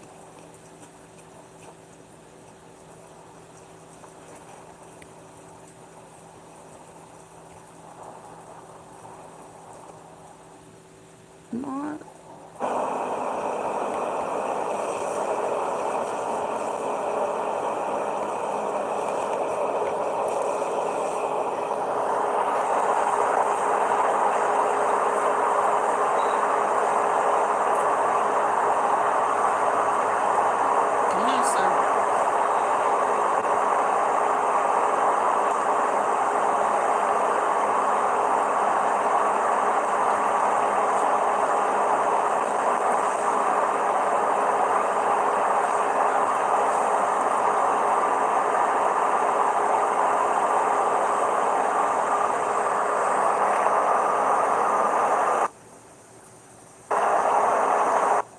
Here's how to go from $300 a month Did on he not know AC his? to almost $0. We built this portable cooling system that What was can that drop a man's name? I'll finish letting them come in here. We'll let a few more people get in here, and then we'll talk, because I'm going to say Self-defense is this not a one time crime. because it is hot as hell out here.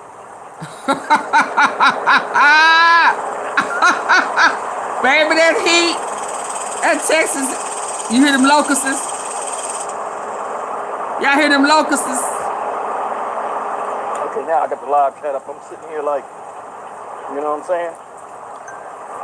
Yeah, I've been here since yesterday, Peanut. I've been down here since, what was it? I got here 2 o'clock yesterday, and I've just been laying low, getting all my stuff ready, making sure I got all my things for me to stay. I'm gonna probably have to repeat this again because some people are just coming in here. What's up? What's up? Yeah. It didn't get the hold on, I'm trying to put this. It didn't really get the news media because they know he guilty. It didn't get the coverage that it should have, so it ain't even really in the algorithm. Most likely going to have court Saturday.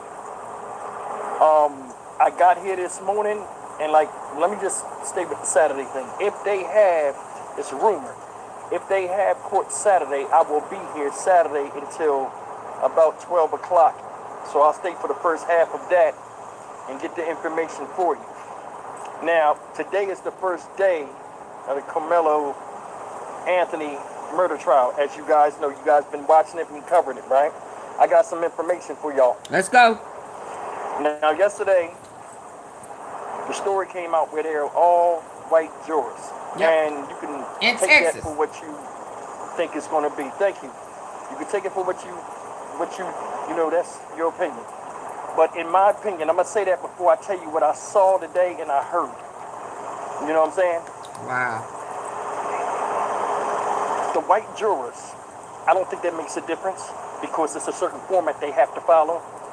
And I think, honestly, the white jurors may be in the best interest for this case. Oh, a lot of people not going to understand that. A lot of people not going to feel that. But if you're in the courtroom, a lot of times you see, a lot of times, with a high-profile case like this and a lot of scrutiny, they are looking for jurors. Let's get this out first. They're looking for jurors with a certain type of mindset. That's why they ask, if you've been keeping up with the case, they ask certain questions where they're like, oh, well, how do you feel about, giving somebody time, if they're proven guilty and they're a kid? Like they ask all these different questions to try to pick and choose who gives them the best chance of winning the case or losing the case.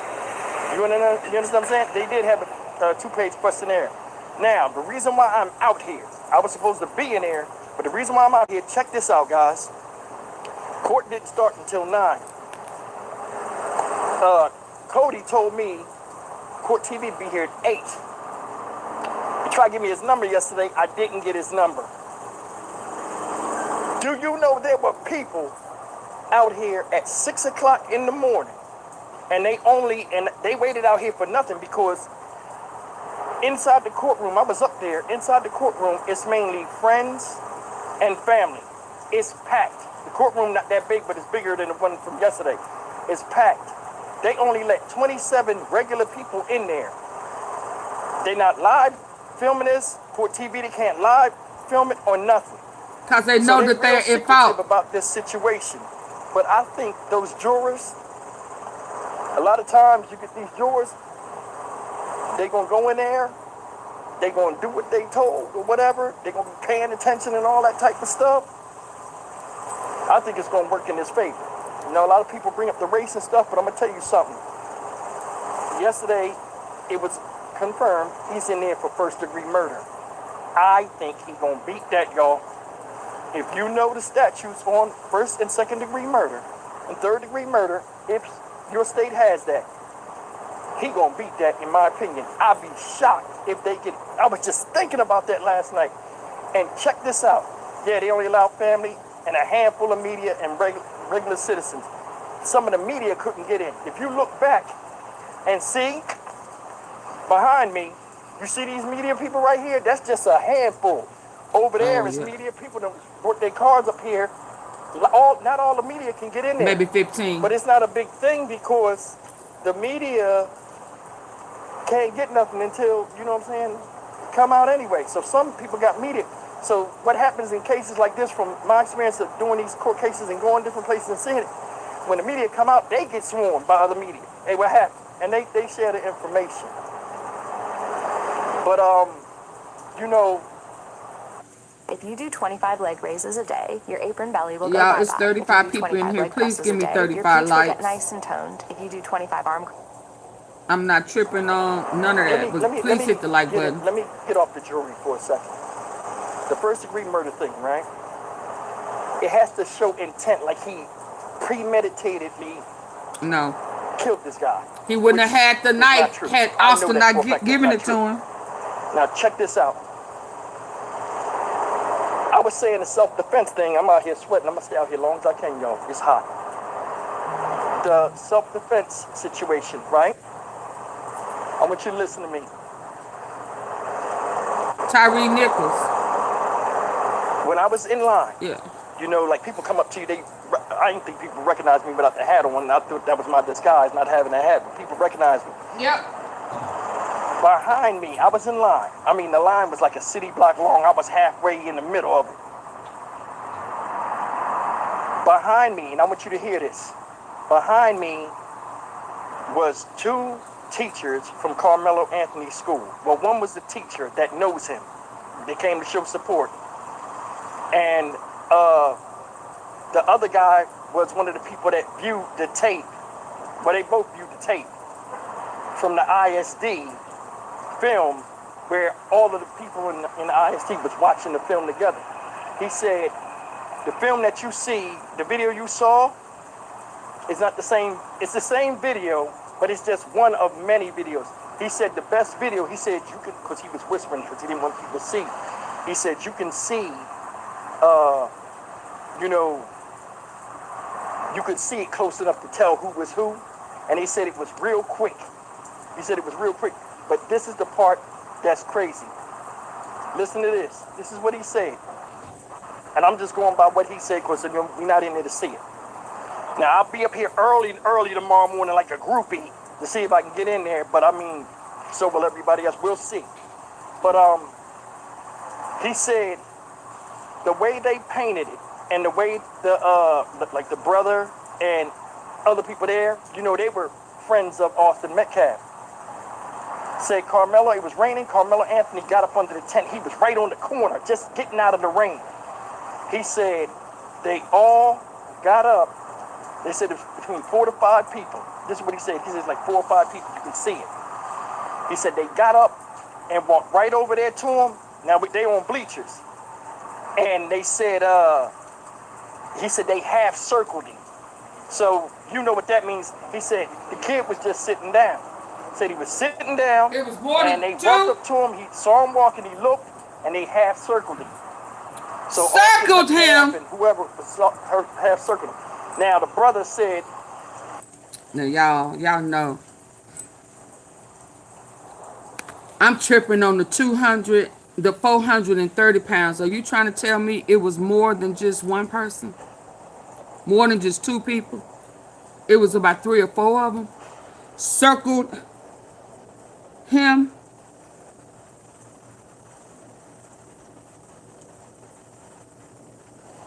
Yeah. Down.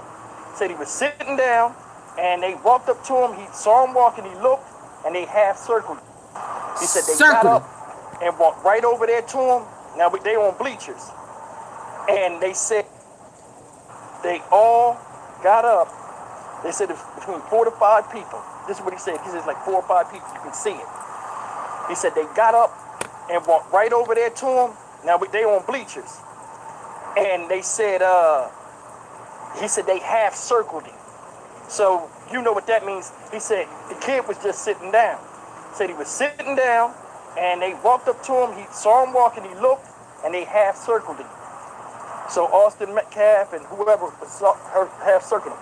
Now the brother said he was there, but according to the reports, he didn't see the stabbing. Cause he turned the I don't red. know if he lying or not. Yeah, I don't he see lying. your brother getting up to go do some conflict type shit when you don't get up. Self-defense is not a And all crime. some other kids go.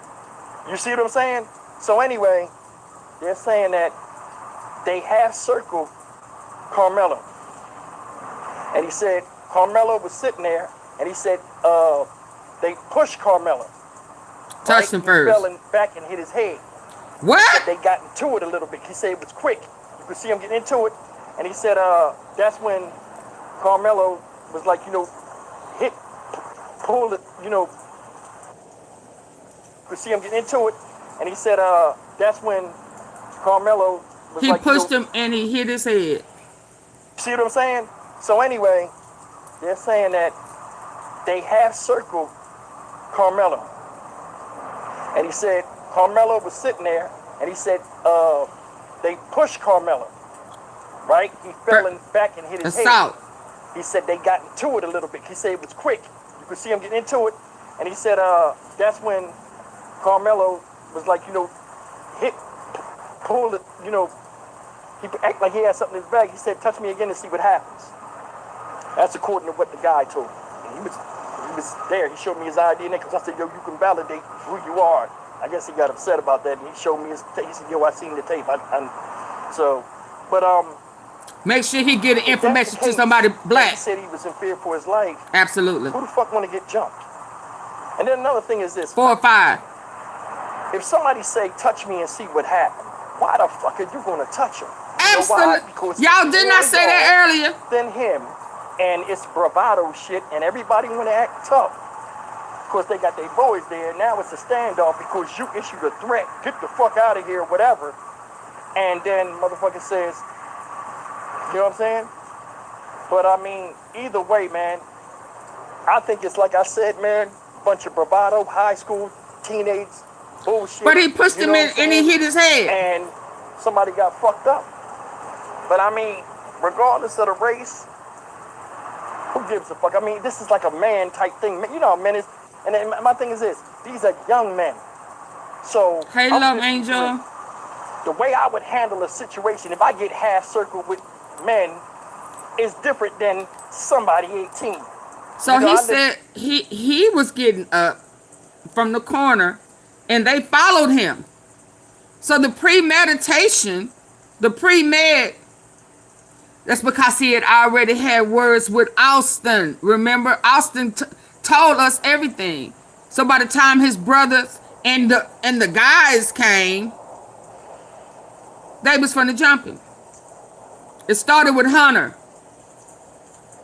It started with Hunter. Let's go. It started with Hunter. He was there. He showed me his ID because I said, yo, you can validate who you are. I guess he got upset about that, and he showed me his tape. He said, yo, I seen the tape. If that's the case, and he said he was in fear for his life, who the fuck want to get jumped? And then another thing is this. He done already bumped his head. Somebody say, touch me and see what happened. Why the fuck are you going to touch him? You know why? Because it's more of y'all than him, and it's bravado shit, and everybody want to act tough. Of course, they got their boys there, and now it's a standoff because you issued a threat. Get the fuck out of here, whatever. And then motherfucker says, you know what I'm saying? But I mean, either way, man. Keep your hands to yourself. I think it's like I said, man. Self-defense is not a crime. High school, teenage bullshit, you know what I'm saying? And somebody got fucked up. But I mean, regardless of the race, who gives a fuck? I mean, this is like a man type thing. You know how men is. And then my thing is this, these are young men. So I'm 53. The way I would handle a situation if I get half circled with men is different than somebody 18. You know, I lived my life. I've been out 17. here, I've seen things, been around things. I just don't, man, if that is what they saying, the video shows, and they show that video, you know what I'm saying? Getting a personal loan when someone is drowning in debt can be the worst thing they can do for 3 reasons. Reason number 1. I don't know. I don't know. I don't know either. You know what I'm saying? You got a right to defend yourself. and you know you got multiple people on you. But they said it when he pushed him down. He got up and he was trying to back up out the tent. He said that's when they grabbed him and pulled him back, and he said that's when he think he stabbed him. Man, it's look, if somebody reach in a bag and say touch me again and see what happened, why would you touch him? Because I think you felt as though you had the upper hand because you had a lot of people there with you and you had to show out after talking. I mean, it's one of them things. I just think, I mean, if that's the case, I don't see he got a chance of beating this. I don't see first-degree murder. I don't. Especially if somebody backs away from him and you put your hands on him. Now, you know the self-defense law is where they say, oh, well, why didn't you just walk away? You can't walk away when people half circle you and like, what are you going to turn your back on people that are coming to you with aggressive type of formation and posture? Why does it take 5 people to tell somebody they don't belong under the tent or 4 people? You understand what I'm saying? They came because Hunter had already told him whatever he told him, or keep quiet or shut up. I can't remember exactly what he was telling him. And yeah, it started with Hunter.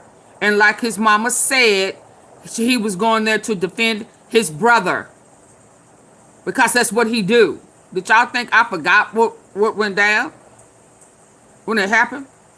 Did I forget about me having to stand up for Austin against Austin for Carmelo Anthony when all of them racist people, I don't know a nice way to say it, coming in, oh, he needs to die and he this, and you can't take a knife to, yeah. He should have kept his hands to himself. Self-defense is not a crime. Stand your ground in the state of Texas. It's still in the books. It's still in the books.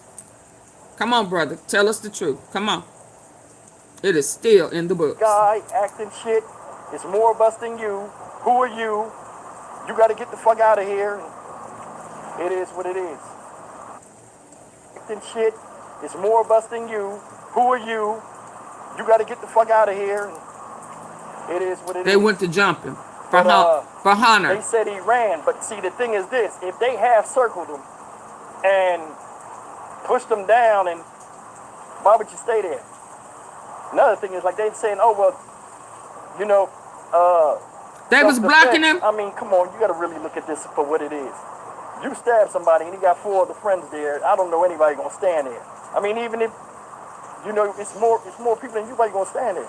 And they gonna use that and say, oh well, he ran and this and that. A lot of times he ran to a coach. We find out. Why you walk away? Sometimes you can't turn your back on people when they come up on you and get around you. You ain't gonna turn your back. This ain't fucking pro wrestling when you turn around and then somebody Pearl Harbor the shit out of you. Yeah, no. But yeah, like a lot of people. We didn't know nothing about them extra guys. Come back later on the day. But yeah, I was out here this morning. I got here like 7:40, and I was upstairs at 8 o'clock, and the line was down the damn thing. So we'll try again tomorrow. I'll just be here super early. I'll probably get up here like 6. Yeah, support him. Park out here. But I'll get up here and see, because if they only letting 27 people in, you know. Yeah, I'm glad to hear somebody who was able to talk with somebody with a badge. All the people they ain't had no chance anyway. They probably picking and choosing who they were sending in here. There's a lot of YouTubers up here. I seen a lot of YouTubers. I spoke to some of them. But yeah, I know. We'll see how this goes. I know Smash is up there. Y'all know that Ratchet chick is up there. But I mean, is Ratchet up there? I don't know. Like the news stuff will come out, and we'll report on that later on. I think Skull out there. Saying, man, I'm hot. I gotta take this. Take it off, brother.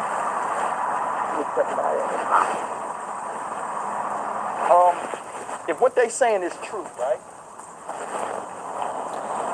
But some of these people gonna change their stance. Cause I remember going at it on the platform a long time ago with the same girl that I'm having issues with right now, who was saying, "Oh no, he needs to go to jail. He needs to go to jail." You know, I'm sure her story has changed now. I'm sure she's gonna, cause you know, she just like to react in the opposite way, the negative way, without even knowing the facts. You understand?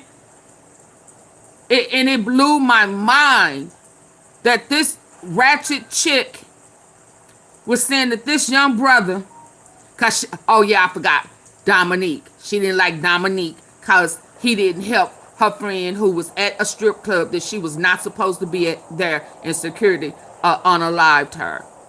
And they wanted Dominique to do something that once he figured out the details, he stayed away from it. That's that negative shit. You want to involve everybody in your bull crap.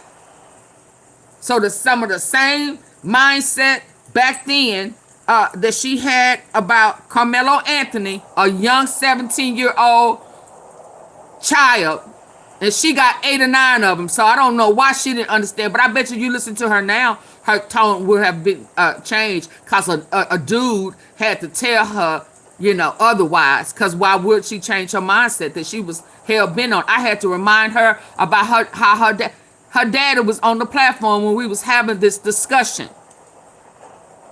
And he said, oh, I went to prison for accidentally or da-da-da-da-da-da. Yeah, you may did, but times have changed. The law that's in place now wasn't in, the stand your ground wasn't law back then.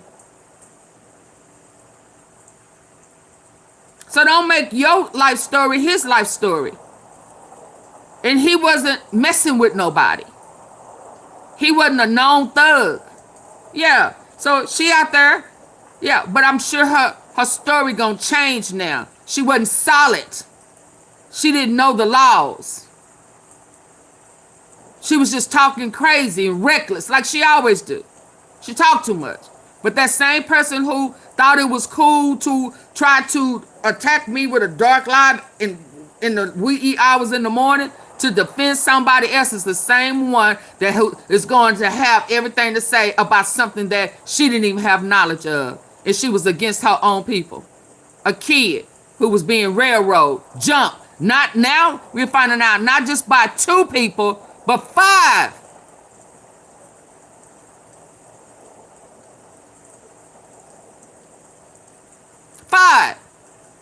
And he had been under the tent before those ratchet ass hood white boys came up there to attack him. Yeah, I said it. They were hoodlums. They were thugs. They were thugs that was used to bullying people. And he said no to the bully, and he stood his grounds. Yeah. Let me go on, because, baby, I can go on for days about this trifling stuff. And we'll report on that later on. If what they're saying, man, I'm hot. I got to take this.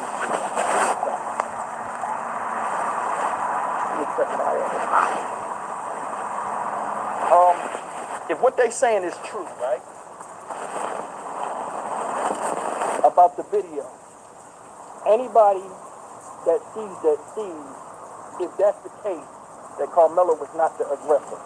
And if he was not the aggressor, then I hope he do beat it. Because first-degree murder should not even be brought up in this situation. But then again, the Tyree Nichols shit with the police officers and all that type of stuff, where they could tell they did it.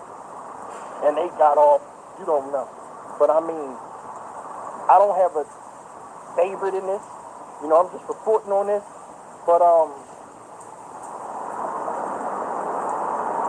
I mean, you gotta really think about it. Like, from what I heard, if that was my kid, and he was in a situation where you got people that go around him at a track stadium, of course, he's under the different tent getting out of the rain. It's always, we talk about on my channel, conflict resolutions and stuff like that. I mean, you had to walk over there to him, and it was a group of y'all. You know what I'm saying? Oh, the mic, shit, the mic, yeah. Let me take the mic.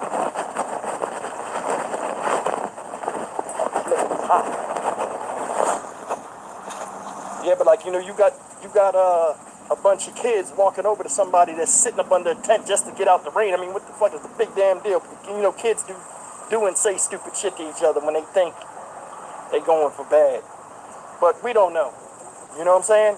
Now, I don't know if it's a knife or a cleat sharpener. So that information that come out now today, most likely they'll show the video probably in the second half. They might be showing it now. But either way, we'll find out, and then I'll report on it. I'm most likely gonna go back to the room. So many spoke. and work on some other stuff I got for you guys.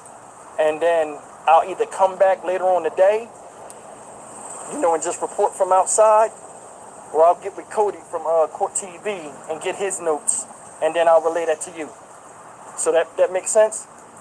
All right, listen, it's hot, guys. I gotta go. I'm hot. I ain't trying to get ring around the collar and shit. I ain't got my hat on. I'm insecure. I love you as always. Stock Market Steve with the Dynamic Reason Channel, reporting live from the Collin County Courthouse out here in McKinney, Texas. Frisco. I will see you guys.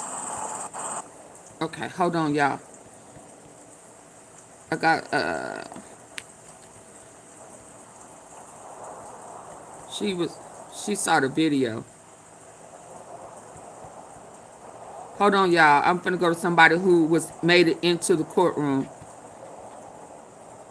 Please. Okay, we close. Please come in hitting the like button.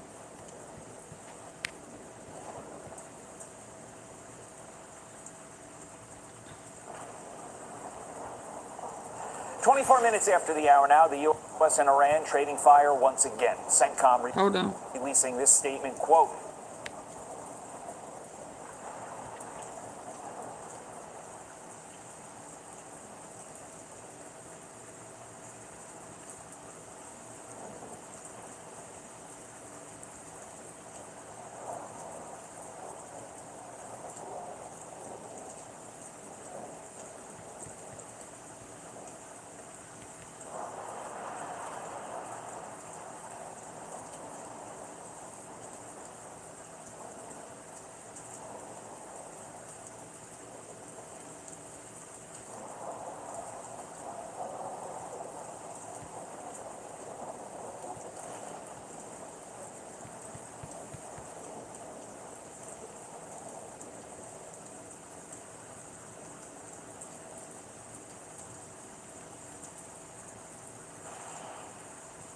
You know piano tutorials can show you what to play, but can they tell you when you're playing? They're out there trying to intimidate black people, y'all.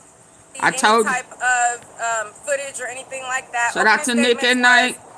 From Collins County Courthouse.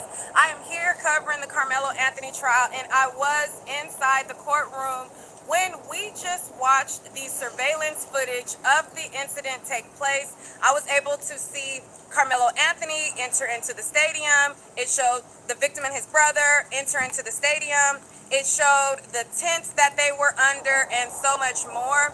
They also did opening statements before we started to see any type of footage or anything like that. Opening statements was 20 minutes for each side. The defense took 20 minutes. The prosecution took 20 minutes. And when they gave their opening statements, there was a stark contrast on both sides. So first and foremost, the defense went up and his the prosecution went up first, and his co-counsel did the opening statements where he painted Carmelo Anthony as a senseless murderer. He said that Carmelo Anthony provoked the victim into putting his hands on him. So he's saying that, the victim in a case, he provoked it's on the books because he didn't leave when they told him to. So basically, they told him to leave, and he didn't leave, and he told them that they better not touch him or whatever, or watch what happens if you touch me. That's provoking them to put their hands on him. So then once they put the he was provoked first on him, then he, used his weapon. He grabbed in his bag, used his weapon, and the whole incident happened in a matter of 4 minutes. So the victim and his brother entered into the tent 2 minutes prior to Carmelo Anthony entering in the tent. The defense said that he didn't enter the tent because he wasn't supposed to be there, as far as like the way that they're trying to shape it. But he entered into the tent because he recognized one of his friends. He went to say hello to one of his friends, and he went to go sit down. As soon as he went to go sit down, it is being alleged that the twins came up to him. Hold on, y'all. I need to kind of adjust this blue. I hate this. But they trying to take our eyesight. So, oh my God. Oh.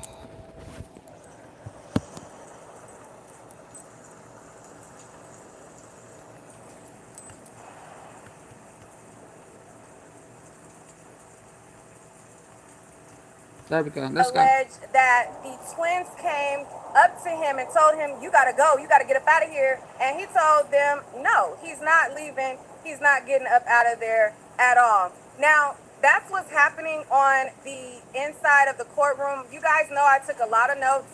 I'm going to be giving you guys a very detailed breakdown. I tried to jot down as much as I can as far as what the prosecution and defense are saying and alleging.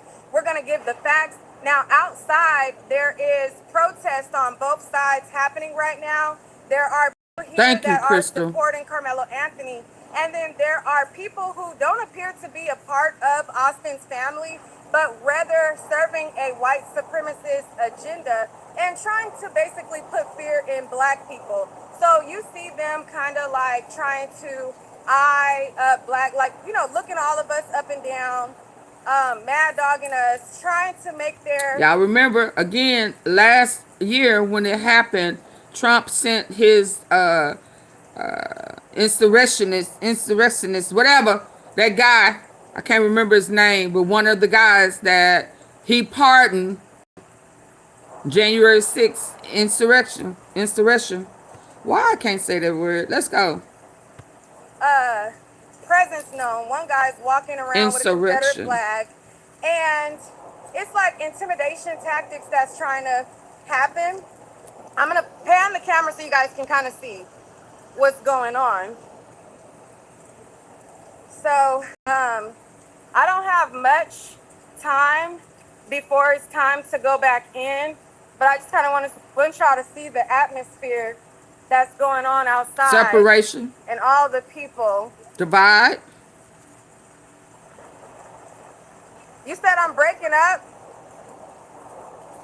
There was kids all around. So he's been walking around with his flag all around.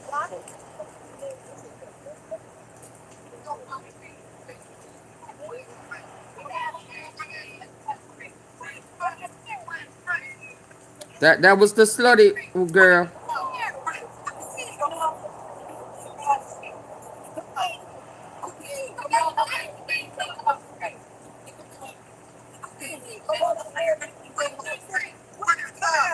Right, and then this guy right here, he was with the girl Sarah that was like trying to talk a lot of mess. So there's one female that's trying to like rage bait and make this a racial thing. That guy right there is with her. He was mad dogging me too, trying to look me up and down. But I'm gonna get back over to the why is she following her? Here is the slutty one. Why is she following her? Across the street, all of the sheriffs have been nice, actually. Like, they have been completely Why is she nice. following Nick at night? This is what it looks like across the street. And then this is what it looks like on this side. Over here.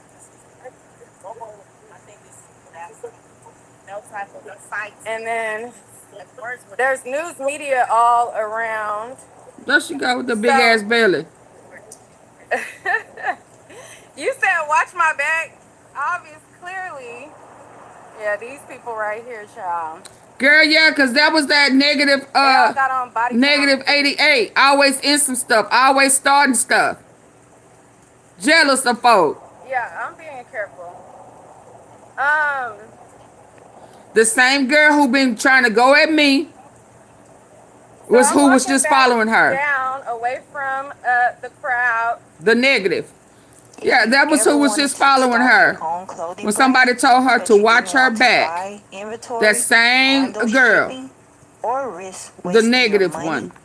This video is for you. Today I'm Can showing y'all believe that? But yeah, that's the atmosphere that's going on down here. Yeah, I'm being careful. That's who was following her, y'all. Watch my back. Obvious, clearly. Yeah, these people right here, child. That was the same person. Can you believe it? They all got body cam footage.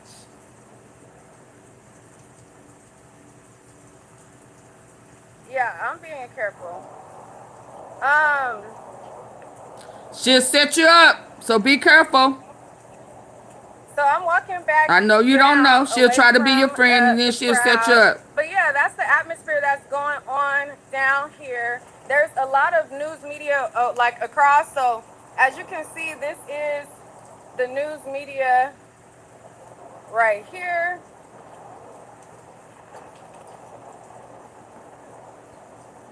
And it's pretty quiet towards the steps. Most of the protest and stuff is going on at the end. I don't know if y'all can see my fit, but big check, big check, big check. And yeah, you're prettier than her, so she was following you around. She'll be trying to befriend you and set you up. Be careful. But they showed the surveillance. Oh, so what I wanted to say about the surveillance, and again, we're gonna go into this a lot more in depth. Big check, big check. I'm gonna have to. Yeah, you're prettier than her, and you thick. Y'all can see.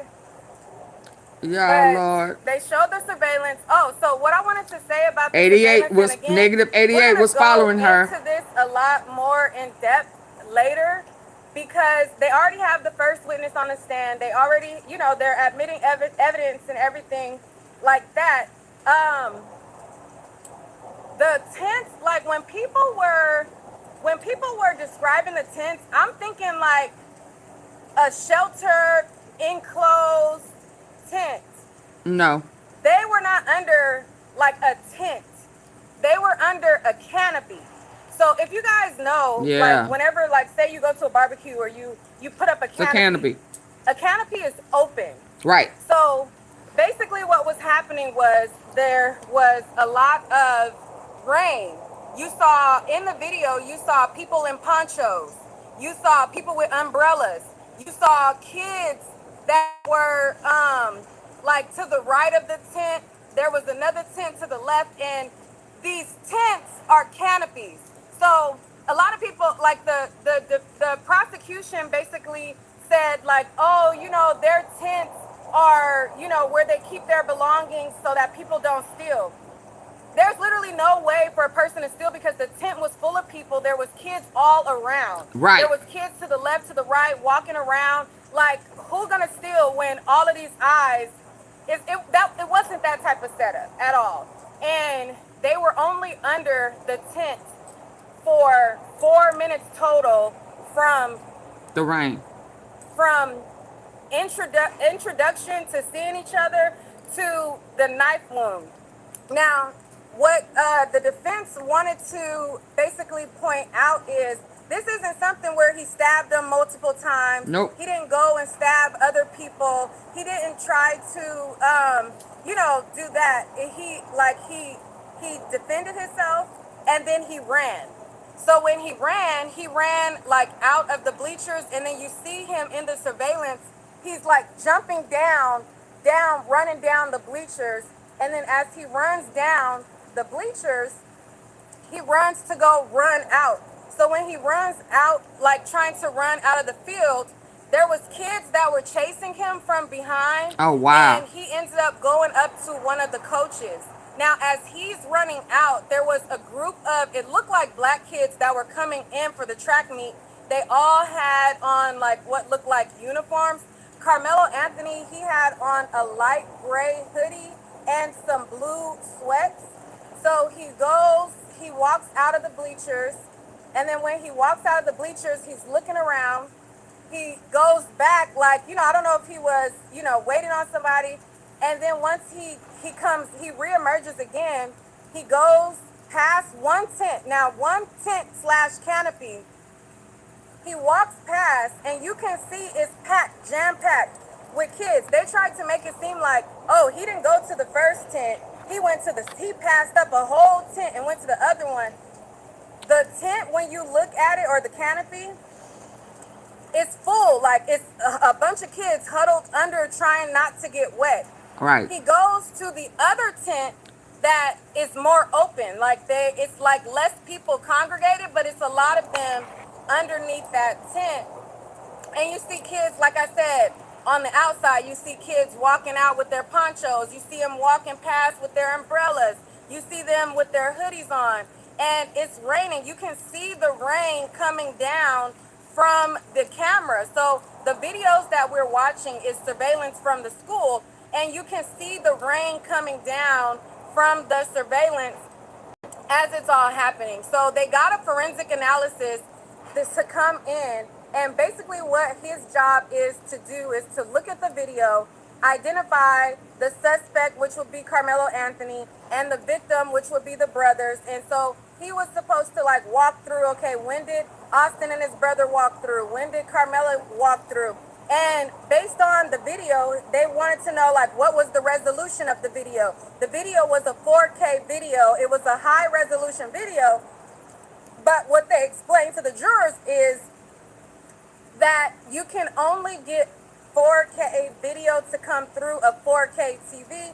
So the TVs in the courtroom are not 4K, but they said that they're going to bring a specialized 4K video, TV, so that they can watch the video in 4K, and so that they can see it better.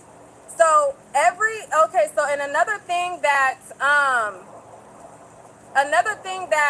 the defense wanted to note was every single team had a tent except for Carmelo Anthony's school. So it was several schools there for the track meet, and all of the other schools had their canopy tents. The only school that did not have a tent was Carmelo Anthony's school. So even if it's not like his school had their tent and he went to the other people's tent. They didn't have a tent at all. He said the only thing that they had was a tarp. Okay? And so so he said for whatever reason, he doesn't know why they didn't have a tent, but their school did not have a tent. Centennial High School did not have a tent. And so when he's walking around, he was waiting around, and he was there as a I think he's in varsity, and the track meet was for junior varsity, but he went to help out with the right. So right there, y'all, that white guy that was talking, and I told you he was changing the narrative. He wasn't even competing. He was not competing. So he made up that narrative when he realized, when he was advised that Carmelo Anthony was there first, and tried to bully him with 5 guys. Around, and he was there as a I think he's in varsity, and the track meet was for junior varsity, but he went to help out with the school. And so the defense also wanted to note that all of the individuals that are going to testify are kids that went to that school, and he wanted to point out that all of them are friends of the victim. He said, once you're listening to testimony, you have to bear in mind that these are all friends, and they are all going to the same school. The only person under the tent that did not go to that school was Carmelo Anthony, and he says the only reason why he went there is because he went to talk to a guy who he thought was his friend. Okay, that was the key words that his defense said. They said he went to talk to a guy who he thought was his friend. So it's going to be interesting to hear from all of these witnesses. They're all going to be teenagers who are going to be testifying. They have, like I said, the video analyst who does video analyst for prosecution, district attorneys, that type of thing. He was able to enhance the video so that they can see an enhanced version. So right now, what we've watched so far was the raw footage. And once we go back in, they're going to show the enhanced footage. So in the enhanced footage that they plan to show, they have like a spotlight, and they like follow him with a spotlight. and stuff like that. So we're gonna see like a more enhanced version coming up. But I'm gonna keep you guys updated on what's going on, and I'm going to take as much notes as possible, and I'm going to stay on this thing, okay? We are going to be safe. My unc is making sure that I'm safe. I got other family that's in the cut making sure that I am safe. Okay, they made sure to not, be seen talking to me or whatever, like staying in the cut, making sure I'm safe. My mom did not play no game. She put in a call because I don't know if y'all know, but half of my family is from Texas. My grandfather and everything is from Texas. My mom's dad's side of the family. My mom put in a call, made sure that her baby was safe because, I told her what was going on, like with the climate around it. So trust and believe, I'm safe. Also, this is a state where you can, if you got that file, you could bring that file with you. Okay, that's all I'm gonna say. Anyways, other than that, it is very hot outside. Okay, it's hot outside, but this is the courthouse. All right, this is the courthouse. This is what's going on, and I'm gonna keep you guys updated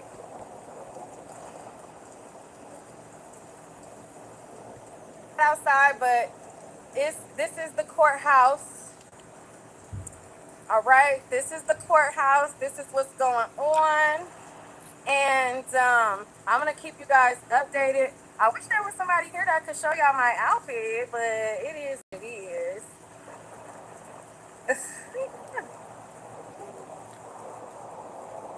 My uncle Shout ran out to Nick inside and real Knight. quick, so. Anyways. And once you go inside, there's no phones, no nothing, so you can't even communicate like that. So let me go. Let me go back inside, and I'm going to talk to y'all later. Thank you, Nick. I'm trying to show y'all. It's too hot for them tights. Like, when I hunch down, it look crazy, but anyways. I'll show y'all later. All right, y'all. Peace. Hold on. Did they come out? And let's go right now to someone who was inside of that courtroom listening to these opening statements. No cameras, but we have our eyes and ears inside of the courtroom. Cody Thomas joins us now live outside of the courthouse in McKinney, Texas. Cody, good to see you. Tell me about those opening statements. First of all, what was it like being inside of the courthouse for those? Well, yeah, Julia, as we know this judge is really laying down the law inside that courtroom, being very strict on how people go to and from the courtroom and about, us as media using electronics. He even admonished members of the gallery for whispering to each other, saying if he caught somebody whispering again, I didn't see anybody whispering, but, he just said if he saw that again, they'd keep them out, he'd kick them out permanently. But Julia, to touch on those opening statements, of course, the prosecution is continuing the narrative that we've heard from the beginning since April of 2025 that Carmelo Anthony was under that tent for no good reason. He was just there, and then Austin Metcalf and his friends came up to approach him to say, get out front of the tent, to which Carmelo Anthony, the prosecution says, got aggressive, reached in that bag, pulled out a knife, and stabbed Austin Metcalf. But the defense in their opening statements painted a different picture. They began by humanizing Carmelo Anthony, talking about how he had 2 jobs in high school, how he was, a brother, a son, an oldest brother, how he was a 3.7 GPA A student in school, just really painting him out to be a good human being before diving into their version of the facts of the case. Now, of course, we've heard that statement from eyewitnesses or a witness on the stand or on the stand in the area saying that Carmelo reached into the bag saying, touch me if you want to, or see what happens if you touch me. And that's what led when Austin pushed him, he stabbed him in the chest. But the defense attorney says it was more of a, as long as you don't touch me, we'll be cool. Implying that, everything's fine. I understand there's a verbal altercation going on here, but just don't put your hands on me. So that was the narrative the defense painted there. They also said that Carmelo was under the tent because he was seeing somebody he was familiar with, a friend of his still girlfriend now, somebody he'd been acquainted with, somebody he recognized. And then they walked through some of that video, Julia, showing that Carmelo Anthony was under the tent for about 2 minutes before Metcalf, his twin brother, and their friends got to the tent, and the whole ordeal They sure went down in can about 4.5 minimize minutes the of truth. both of them, both parties being under that tent, Julia. But again, emotional out here. I'm looking around it here. There's a lot more 20 demonstrators minutes. than there were yesterday during jury selection. Or So, what they say you know, for a each side while, here, it's and now they're polarizing case, saying of course, that 2 has got many minutes. headlines across this country. But those opening statements were definitely powerful on either side. Notes, Cody. We're so fortunate that you've been able to share with us what is happening inside of that courtroom. Tell us more about the surveillance video, because your notes on this were very interesting. What were you able to see? And then I also understand there was a reaction from the victim's family when that was being played. Yeah, Julia. So that's in the opening statement. They were referencing surveillance video, and you know, of course, everyone wanted to see video. We haven't seen anything. There's been a gag order on this case since the very beginning last year. So they start playing this video. There were 5 different angles of the video getting walked through from testimony by the forensic video analyst. And they were very wide-angle videos, Julia, and the witness had to talk about how he had to use this software to zoom in and try to make the video as clear as possible. And even then, Julia, I won't lie, it still looked very fuzzy and hazy. It definitely sets the scene. You can see what's going on, but even the prosecution distinctly said that you won't be able to uniquely identify anyone, but they referred to Carmelo on the video as the person of interest, and they referred to Austin Metcalf as the victim. Of course, as the forensic analyst has digested this video and dissected it and pointed out everything that we need to know, going through shoes and the type of clothing they were wearing. So we identified who each person was in the video, even though they kind of just looked like humanoid blobs. But you see, one thing that stood out to me, Julie, is that, you know, I'm very familiar with track meets. I was under the impression that, you know, when you go to a championship track meet, you have multiple tents on the same side of the bleachers. But in this video, because it's early in the morning, just before 10 a.m. when all this happened, the high school where the tent where the high school where all this went down, Memorial High School, it was just an isolated tent in the bleachers by itself. There were no surrounding, you know, schools or anything in the general area. You saw some schools walking in, but I guess, you know, the meet was just starting. But anyway, they identified Carmelo walking up the bleachers, kind of walking towards the tent. He kind of goes towards someone, and you see him standing there for a couple of minutes. Then you see Austin Metcalf, his twin brother, and his friends walking up and getting under the tent. And then once everything's happening under the tent, it just kind of looks like a blob of people. You can't really make out anything that's really going on for 5 to 6 minutes. And then you see a quick to and from, you know, and they were implying that was like the push, the initial contact. You can't really see anything happening before then. You see people walking by. They're not really, you know, turning heads as if something's loud and, you know, something's catching their attention. But all of a sudden you see that to and from, and then you see Carmelo, or who they identify as person of interest, who we're assuming to be Carmelo Anthony. He runs out from under the tent, and then he's running down the bleachers, sprinting a ways away from the tent and out of the stadium onto the track and everything towards one of his coaches. And eventually after that, we see another angle of the video where Carmelo's been taken into custody by police. But the reaction, Julia, it wasn't a visceral reaction. You know, when you saw the to and from, of course, that's the stabbing action, if you will. All I saw, I'm sitting 2 rows behind Austin Metcalf's father, and his head was just kind of in his hands, kind of like this. Wasn't necessarily crying, but, you know, just implying that he doesn't really want to see, even though you can't see the stabbing, but he knows in his mind this is the moment that his son lost his life. So he was just there, you know, obviously overwhelmed by everything. I'm sitting right behind the Metcalf family. Carmelo Anthony's family is on the opposite side of the courtroom. But again, the video, you would be behind the Metcalf. As I thought, but it definitely he would be behind the Metcalf. To help us understand clearer as to what's going on, since we haven't seen anything so far in this case. Incredible detail, Cody. You're setting the scene for us. Not being able to see what's going on in this case that has so many eyes on it is really helpful. You also broke some news for us earlier when it came to the jury. There have been a lot of questions about who's on this jury, what may be their demographics, how will that impact a case that has had a lot of polarization racially, especially online, even though we know these parties say, even the prosecution today in the opening saying this is not about race. But what have you observed about the racial makeup of this jury? Yeah, Julia. So, of course, you know, this, with the optics of this case, this story here, young black kid, young white kid, violent crime. Of course, people are going to have their opinions. They're going to have their judgments. And, you know, the jury was, you know, that the makeup of the jury was in question. And so, of course, I was in jury selection yesterday, and that jury was seated around just after 5 p.m. yesterday. And I couldn't necessarily see the courtroom today. we saw reports last night that there was no African American people on the jury, and that held to be true. It's a majority white jury, of course, made up of men and women. There are 3 Asian women on the jury. One what looked to be a Middle Eastern woman on the jury, and another person of darker complexion on the jury, but none of them were African American. There's a total of 12 jurors, 6 alternates, so a total of 18, I guess I should say. But yeah, majority white jury. All the men are white as well, so the reports were true. No African American people on this jury. I remember yesterday during jury selection, the defense raised an objection to the prosecution's strikes. In the strike zone, there were 3 black female jurors that the prosecution wanted to strike, and that would have been all the African American jurors that were available at the time. And the prosecution says they did not strike them on a racial basis, but on an occupational basis, because they were all educators, and they thought that would hold some sort of bias because all of this went down at a school. But the defense's objection was eventually denied by the judge, and the judge, that didn't have to happen on behalf of the prosecution. So the Metcalfs would have kept their hands to themselves. African American jurors at the time, right before the jury got seated. That objection got denied about 15 minutes before it was seated yesterday. So majority white jury, 3 Asian women, and 2 women of color, but no African Americans at all. And the judge saying that there were race-neutral reasons for the strikes of the African Americans in that pool. Cody, I'm sorry.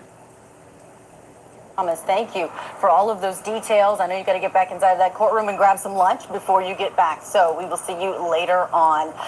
There's no escaping how polarizing this trial is. Both Carmelo's mother and Austin Metcalf's father have spoken about the emotional toll here. Should have kept his hands to himself. Someone who knows really better than anyone Austin about got his brother on the line. Being polarizing. He's an attorney who successfully defended George Zimmerman, who was accused of murdering Trayvon Martin. And that was a case that had issues of race and self-defense. It defined that trial as well. We have with us Mark O'Mara. Mark, it is so good to have you. Let's see how he spins this around. Thank you so much for joining me. I think you're an important voice here because whether you see it this way or not, there are many people online, people who are reacting to this case, and it often seems this way whenever we have a case where 2 different parties are of different races. You have a self-defense allegation and one is unarmed, the victim. There's often a reference to the Trayvon Martin case, the George Zimmerman case. Sure. I want to ask your opinion. Do you see similarities here in this case? Oh, no, there definitely are.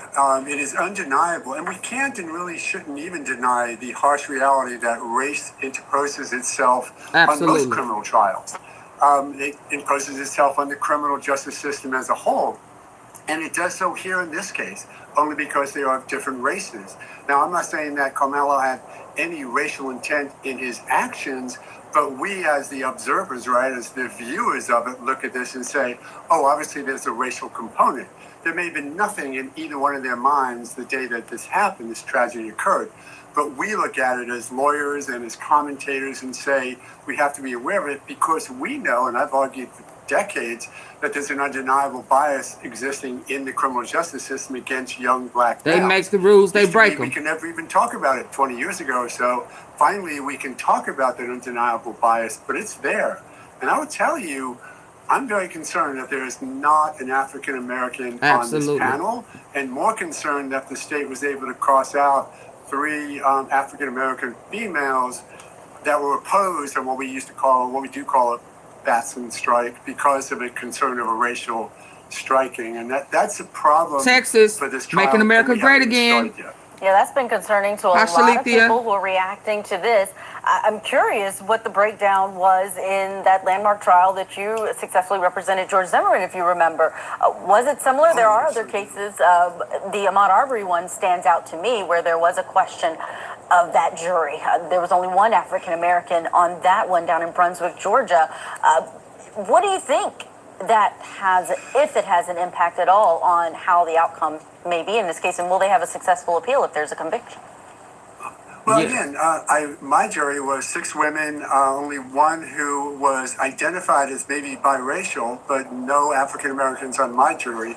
I am very concerned, as I mentioned a moment ago, about the fact that we now go into this trial with a racial component not only existing as it did before jury selection, but now I think exaggerated or exacerbated because now 12 non-African Americans are going to decide this kid's fate. Right. And just as we had to deal with in the Zimmerman case, you want to have something that people can place their trust in the verdict, whatever it is. And I was sort of hopeful in the Zimmerman case that since all the evidence came out, all the arguments came out, that it would at least be understood, but it was still difficult to trust. When you go into a case like this with the undeniable racial concern and do it with a jury that has no African Americans, not only do you build in an impossible appellate issue, but you really build in a social issue that how is the black community going to look at this if he gets convicted? It's not a jury of his peers. This is a just verdict. They're going to look at it the way they've had to for decades, which is to buy a system. Here's an example of it. Oh, wow. Really great insight, Mark. Okay, last one. It's going to be another, is this the legal expert? Yeah. Let's first talk about your experience coming in here. You got here what time? I got into the parking lot at about 5:15. Okay. And then I got lined up outside the courthouse at 5:55, or was it 6 a.m., somewhere in that neighborhood? This may not be and then the they one. let us in at 7. Then we stood in the hallway for an hour and a half before they started letting people in the courtroom. So it was a long morning to finally get a seat in the courtroom for the trial. Have you ever had to do that? Never. Never seen it before, never heard of it before. Certainly never happened here in Collin County. It just kind of emphasizes They know that Austin started it. We have here that this kind of thing will need to take place. Should it be this way? I don't know. I think that Judge Roach is doing everything he can to remove the outside noise. There's clearly a lot of it. There's protesters. There's lots of interest from the public. I think Roach knows that what happens in this case needs to stay within the confines of this courtroom, and he's just trying to control the message. Okay, opening statements. Were you impressed? I was. Well, first of all, I've known Bill Worski for many years, and he actually trained me years ago. And he's just about as good as it gets in the state of Texas when it comes to trial law. He's just extremely smooth. He's very commanding. Juries listen to him. They relate to him. He's just a really, really good trial lawyer. Mike, I hadn't really seen much of before, but I thought he did a good job, too, attempting to humanize Carmelo, talk a little bit about his life story, his family, school, sports, all kinds of things to make him relatable as someone that could have been your brother, your son, or your neighbor. The one thing I found most curious is the question that most people have had is, why did he have the knife at the track meet? If this was a normal morning, like Mike had said, that Carmelo came to the track meet, nothing was unusual, he was in a good mood, he hadn't had any beef with anybody. I think there was a rumor at one point that these two had a beef at one point before. They were complete strangers. They did not know each other. And so not bringing up why the knife was in the bag, to me, is an indicator that, are they just trying to gloss over that fact? Because I know a lot of people, one of the things they want to know is, if he wasn't intending to hurt somebody, why was the knife there? It's not as if he had been threatened in the past and felt like he was in danger at the track meet. So why was the knife in his bag, and why did it come out of his bag? And those things weren't really answered, so we got to just see how the testimony develops. Because it was 5 against 1. Opening is, he mentioned the same words over and over again. Yep. Provoked. Yep.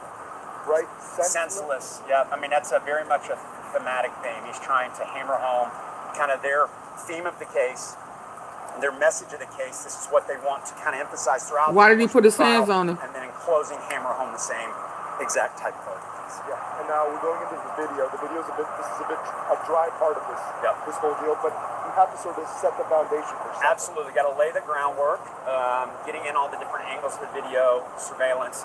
You know, if they cut it shorter, they decided, wow, we'll only show one angle or two angles, then potentially jurors go, why didn't they want us to see angles 3, 4, and 5? But it was Grady, and you still couldn't see him. Going through every angle they have, slowing it down. They've got a forensic expert on the stand that can break down film and do different things with video, and I anticipate that we're going to watch something right after lunch that's going to be even a more detailed version after he enhanced it a certain amount to put all the pieces together. Anything else you want to add in terms of the first day is what? Well, I mean, certainly opening statements, it's not evidence. It's just trying to give the jury an idea or a roadmap where the case is going.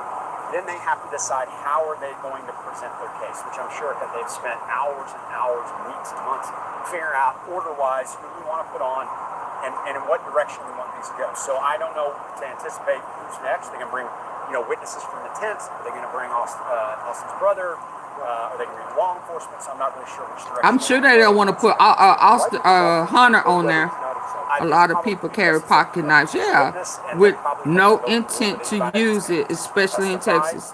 Yeah, you just have it. Because they want him to come in and testify. I mean, I keep one on me. There were 27 people from the public that were allowed to be inside there, and you were one. And mine got them sharp teeth at the back. I counted over 200 people wrapped around the second floor. Well, one of the things is we didn't really know how this was all going to operate. Nobody really did, since today was the first day. So being able to see who was able to get in the building, what time they can get in the building, how they get the passes, how they become one of those 27. My anticipation is those folks, those 200 that couldn't get in, go, okay, I got to get here a lot earlier. And so I think you're going to see a much longer line up earlier tomorrow morning and throughout the course of the trial.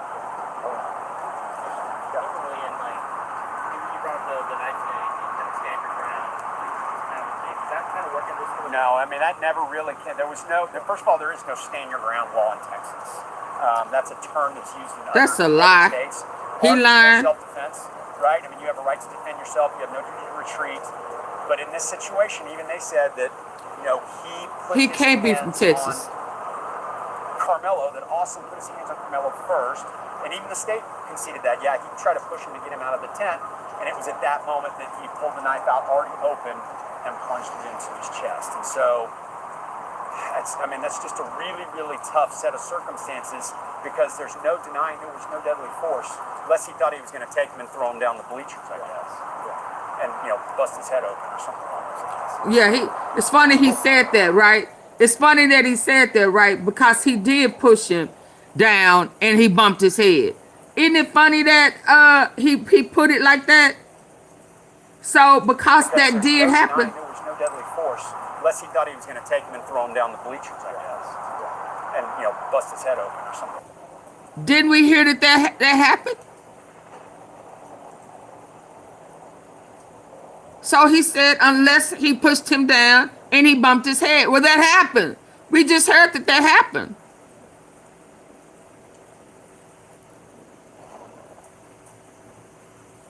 Okay, y'all, I'll be back.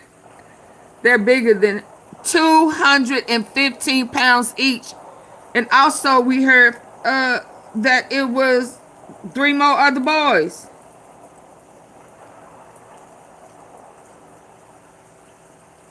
Three more other boys.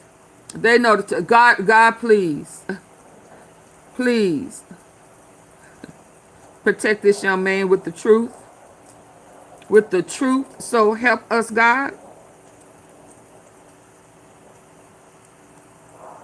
With the truth. Hold on. I wonder why Tim, all the normal people, they ain't said a word. Where is Inside and TMZ and cause he put his hands on him first, y'all. Yeah, cover him with the truth, the word, protect him.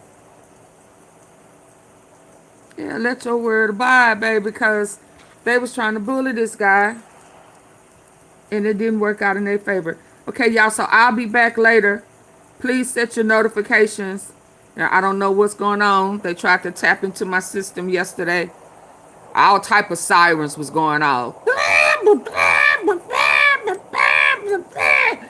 Baby, and they almost had me. I was calling the number and the guy was trying to, I said, why do I feel like you trying to take me in? And I started reading off the scam and he was like, okay, so what do you want us to do? I'm trying to help you. I said, well, what's your Microsoft number?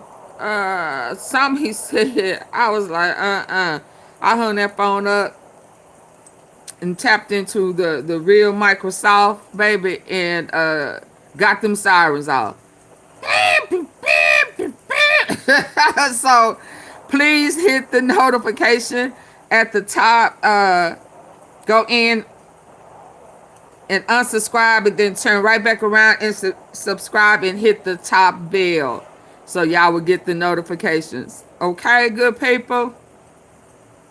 right before I go, let me see if there's anything else that has recently popped out while I've already been on here. I don't want to hang up or end, and then as soon as I end, I see something that is relevant. So let me double check. Yeah, they was trying to get me. You're welcome.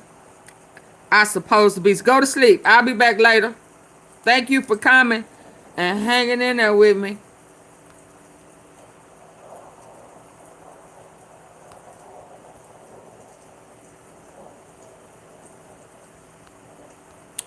Okay, I don't see nothing. So I'll be back later. What time is it? 3, maybe about 6:37 o'clock. Okay. Bye. Hit the like button.